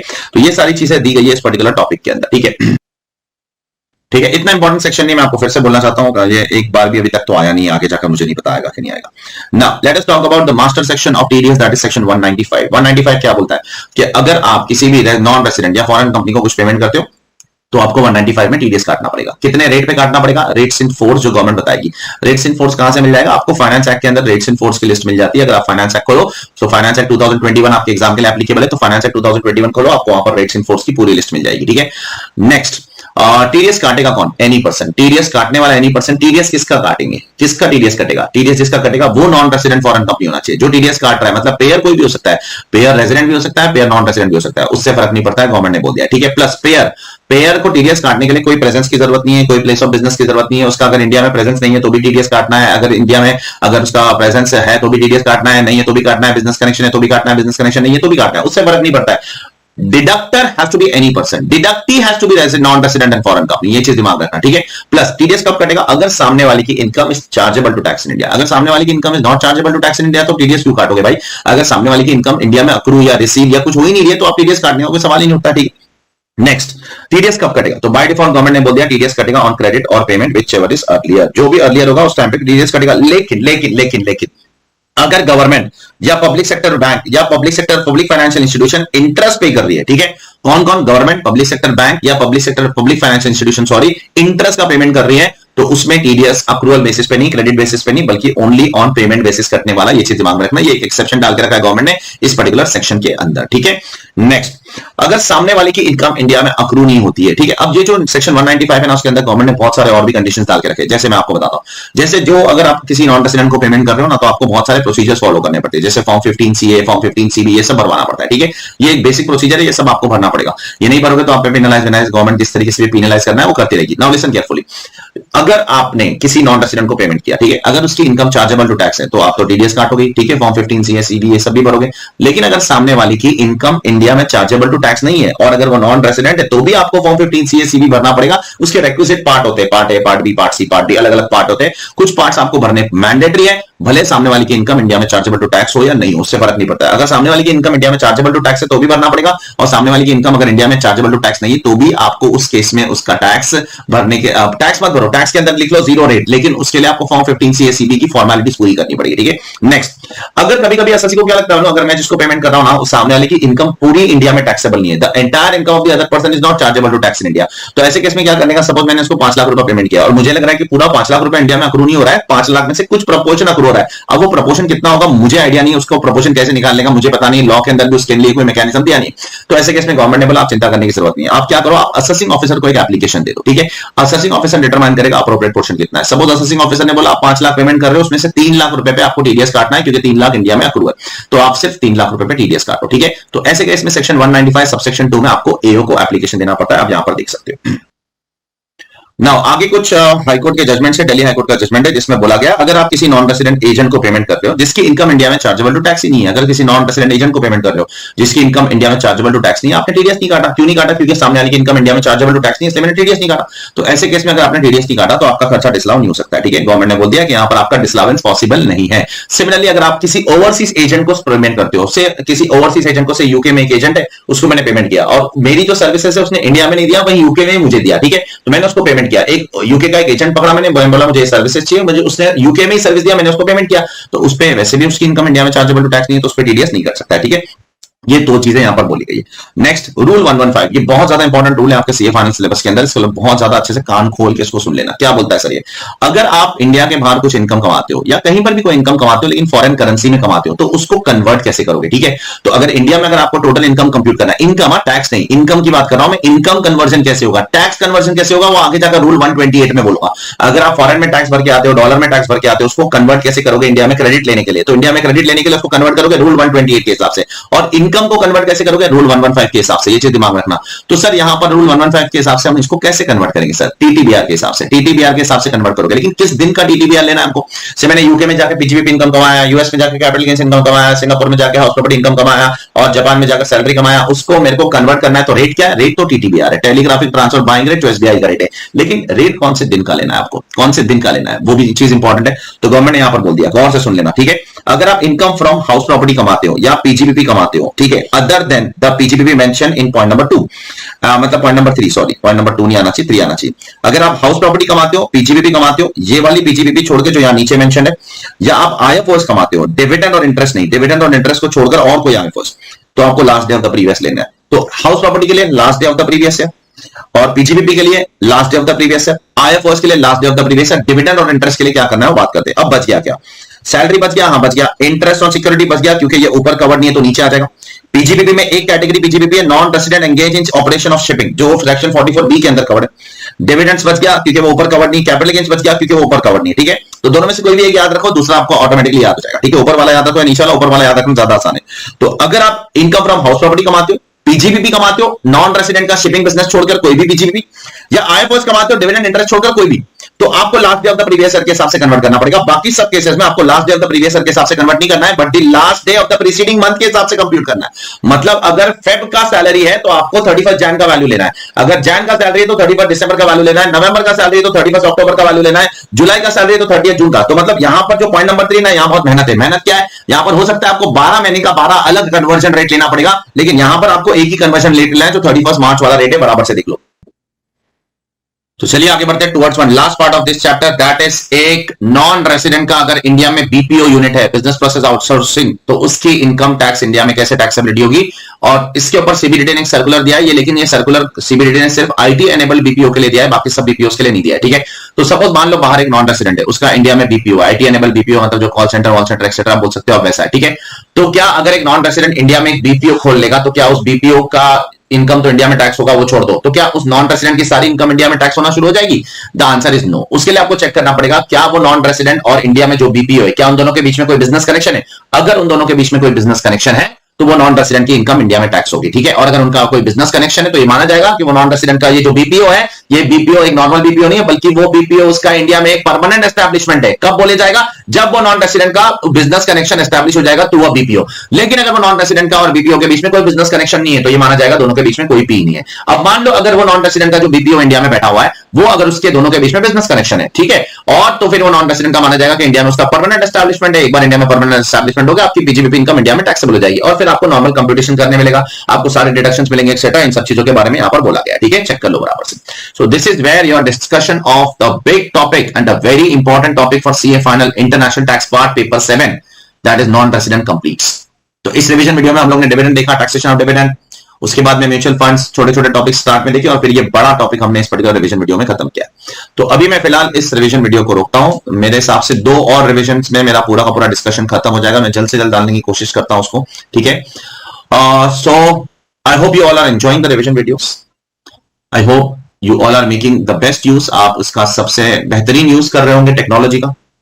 टेक्नोलॉजी ने हमको बहुत एडवांटेज दिया है, मुझे भी आपको भी, कि मैं बहुत अच्छी तरीके से आपको चीजें रिवाइज करवा पा रहा हूं। आप भी बहुत मल्टीपल समय तक बहुत बार रिवाइज कर सकते हो। इसका बेस्ट यूज करो, ठीक है, अपने दोस्तों के साथ भी फैलाओ। और आपका तरीका क्या होना चाहिए डायरेक्ट टैक्स को यहां से पढ़ने का? अगर आपने मुझसे क्लास ली है CA final direct tax regular batch या fast track batch, specially regular batch लिया है, तो आपका कॉन्सेप्चुअल क्लैरिटी तो ऑब्वियसली होगा ही, डेफिनेटली, बिकॉज हमने बहुत समय दिया है क्लास के अंदर एक एक पर्टिकुलर प्रोविजन को इंटरप्रेट करने के लिए, ठीक है। तो अब आपका क्या तरीका होना चाहिए? आप अपनी समरी बुक सामने रखो, रिवीजन वीडियो सुनो सुनो सुनो सुनो सुनो सुनो, उसी से रिवाइज करो, कोई अलग से पढ़ने की जरूरत नहीं। हर एक स्टूडेंट कम से कम 10 से 15 बार रिवीजन वीडियो सुन लेना चाहिए सारे के सारे। अगर ये 10 से 15 बार सुन लोगे तो आपको कुछ भी बुक उठा के पढ़ने की जरूरत नहीं है। 10 से 15 बहुत ज्यादा हो गया, 5-6 बार भी सुन लोगे तो काफी होता है, बट मैं तो भी ऑन सेफर साइड ज्यादा ही बोल रहा हूं। तो आपको बस क्या करना है, आपको रिवीजन वीडियोस कॉन्स्टेंटली सुनते रहना, सुनते रहना, सुनते रहना, बस और कुछ नहीं। साथ में आपको क्वेश्चन बैंक करना है जो मैंने आपको दिया हो, ठीक है।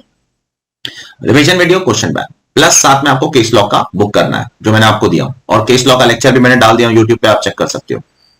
कुछ 86 केस लॉज है उसके अंदर, आप चेक कर सकते हो। सारे के सारे जो इंस्टीट्यूट के लेटेस्ट मटेरियल में केस लॉज है वो सारे डाल दिया, जो क्लास में करवाया था वो तो पहले ही करवा दिया। तो you have to go through all of them. ये एक कॉम्बिनेशन आपका बनना चाहिए। आप रिवीजन कहां से करोगे? मेरे यूट्यूब रिवीजन वीडियो से। आप क्वेश्चन कहां से प्रैक्टिस करोगे? क्वेश्चन बैंक से। और आप केस लॉस कहां से करोगे? आईसीआई का जो मैंने पूरा कंपाइलेशन बना के दिया हूं केस लॉस का विद लेक्चर्स, उसमें से। दैट्स इट, खत्म हो गई बात। उसके बाद आपको आगे जाकर आरटीपी करना है, मॉक टेस्ट पेपर करना है, वो आपकी मर्जी, that is all your choice. वो आपकी पर्सनल मर्जी, आपको करना है करो, नहीं करना है कुछ बहुत ज्यादा उससे फर्क नहीं पड़ जाता, ठीक है। करोगे तो अच्छी बात है, ऐसे तो कितनी भी चीज करोगे तो उसका कोई एंड नहीं। पहले बेस तो स्ट्रॉन्ग करो। पता चला कुछ प्रोविजन नहीं आता है, आरटीपी शुरू कर दिया। पता चला कुछ प्रोविजन के बारे में कुछ आइडिया नहीं है, कोई केस लॉ पता नहीं है, मॉक टेस्ट पेपर शुरू कर। पहले आप फाउंडेशन तो स्ट्रॉन्ग करो, बाद में आप वो आरटीपी क्या होता है, आरटीपी का फुल फॉर्म क्या है भाई? Revision test paper. रिवीजन के लिए पहले पढ़ना तो पड़ेगा ना, तो रिवाइज कर पाओगे, ठीक है। मॉक टेस्ट क्या होता है? आप एग्जाम दे रहे हो एक किस्म का, तो एग्जाम के पहले पढ़ाई करोगे तो एग्जाम दोगे ना। कुछ लोग ढंग से पढ़ाई करते नहीं है, आरटीपी पे जम मारते हैं, मॉक टेस्ट पे जम मारते हैं, ये उम्मीद से कि आरटीपी में से कुछ आ गया तो मॉक टेस्ट। अरे ऐसा सब उम्मीद मत रखो, आरटीपी से में कुछ आएगा, मॉक टेस्ट में से आएगा, ये उम्मीद रख के जिंदगी में क्या मतलब है आपका? कोई मतलब नहीं। आप अपने कंटेंट पे भरोसा रखो, क्या आपने जो पढ़ा है वो एकदम तगड़ा पढ़ा है। आप कितना भी डिफिकल्ट पेपर है क्या फर्क पड़ता है, जितना डिफिकल्ट आएगा उतना मुझे एडवांटेज होगा, ये एटीट्यूड होना चाहिए। एक सीए फाइनल का एटीट्यूड क्या होना चाहिए? सीए फाइनल स्टूडेंट का, कि एक डिफिकल्ट पेपर आएगा ना तो मुझे एडवांटेज होगा, क्योंकि मैंने दूसरों से अच्छे से पढ़ा, क्योंकि मैंने बहुत डेप्थ में पढ़ा, मैंने एक एक चीज को बहुत बारीकी से पढ़ा। जस्ट बिकॉज सीए फाइनल में पढ़ना इसलिए नहीं पढ़ा, मैंने कॉन्सेप्चुअल नॉलेज लेने के लिए पढ़ा, ताकि मुझे एग्जाम में भी काम आए और उसके बाद में भी जरूर काम आए। एग्जाम तो जरूरी है आपकी लाइफ में, लेकिन उसके बाद की लाइफ उससे भी ज्यादा जरूरी है कि प्रैक्टिकल लाइफ में आपको कैसे काम यूज करोगे आप ये सब्जेक्ट को, क्योंकि direct tax is one of the most practical subject. शायद आप ऑडिट इतना ज्यादा यूज नहीं करोगे, कर सकते हो भी, शायद आप लॉ इतना ज्यादा यूज नहीं करोगे, शायद आप कॉस्टिंग एससीएमपी इतना ज्यादा प्रैक्टिकल लाइफ में यूज नहीं करोगे, लेकिन डायरेक्ट टैक्स, इनडायरेक्ट टैक्स, ये सब कोर है, हार्ट है सीए फाइनल स्टूडेंट्स के लिए, तो ये आप बहुत ज्यादा यूज करने वाले हो। तो इसको आप दिलचस्पी के साथ पढ़ो, फुल हार्टेडली पढ़ो, होल हार्टेडली पढ़ो, उसको हाफ हार्टेडली मत पढ़ो, पूरा दिल लगा दो उसके अंदर, सब्जेक्ट के अंदर, तो मजा आएगा। ये होना चाहिए एवरी टाइम यू रीड, तो ऐसा होना चाहिए क्या यार मेरा तो ये एम है कि मेरा सब कुछ मेरा टिप ऑफ द टंग पे होना चाहिए, ये मेरा एम है। इस तरीके से हम पढ़ाई करा करते थे कि सब कुछ हमारा टिप ऑफ द टंग पे होना चाहिए, कि एग्जाम सेंटर पे जाए तो एक कॉन्फिडेंस के साथ जाए कि भाई आज कैसा भी पेपर आए क्या फर्क पड़ता है। डिफिकल्ट पेपर आए तो हम ज्यादा खुश होंगे, इजी पेपर आए तो हम दुखी होंगे, क्योंकि सबका इजी चला जाएगा फिर। तो डिफिकल्ट पेपर आएगा तो हम उसको अच्छे से एनकाउंटर कर पाएंगे, क्योंकि हमने बहुत अच्छे से पढ़ा है। वो लेवल की प्रिपरेशन करना है बेटा, सीए फाइनल है, प्रोफेशनल एग्जाम है, सबसे बड़ा पेपर है आपकी जिंदगी का, उसको उतनी एफर्ट्स दो, उतनी मेहनत दो, ठीक है। So on this point I would like to conclude this session. और अगले सेशंस को मैं जल्द से जल्द शुरू करने की कोशिश करूंगा। अभी एक बड़ा टॉपिक बचा है बस ट्रांसफर प्राइसिंग, उसके अलावा जो भी बचा है सब छोटे छोटे टॉपिक के रिविजन है, बस कोई बहुत बड़ा रिविजन नहीं बचा है अभी। जो मेन रिविजन हो गया 80-90% आपका हो चुका है ऐसा सोचो, ठीक है। अब सिर्फ 10% बचा है, उसमें भी एक ही टॉपिक इंपॉर्टेंट है, वो है ट्रांसफर प्राइसिंग, बाकी सब छोटे छोटे टॉपिक्स। तो अभी हम लोग आज का सेशन यहाँ पर रोकते हैं। टेक केयर, ध्यान रखो सब लोग अपना, और पढ़ाई करते रहो। और कोई भी डाउट रहेगा, कोई भी हेल्प चाहिए, कोई भी मदद चाहिए, मैं हूं, टेंशन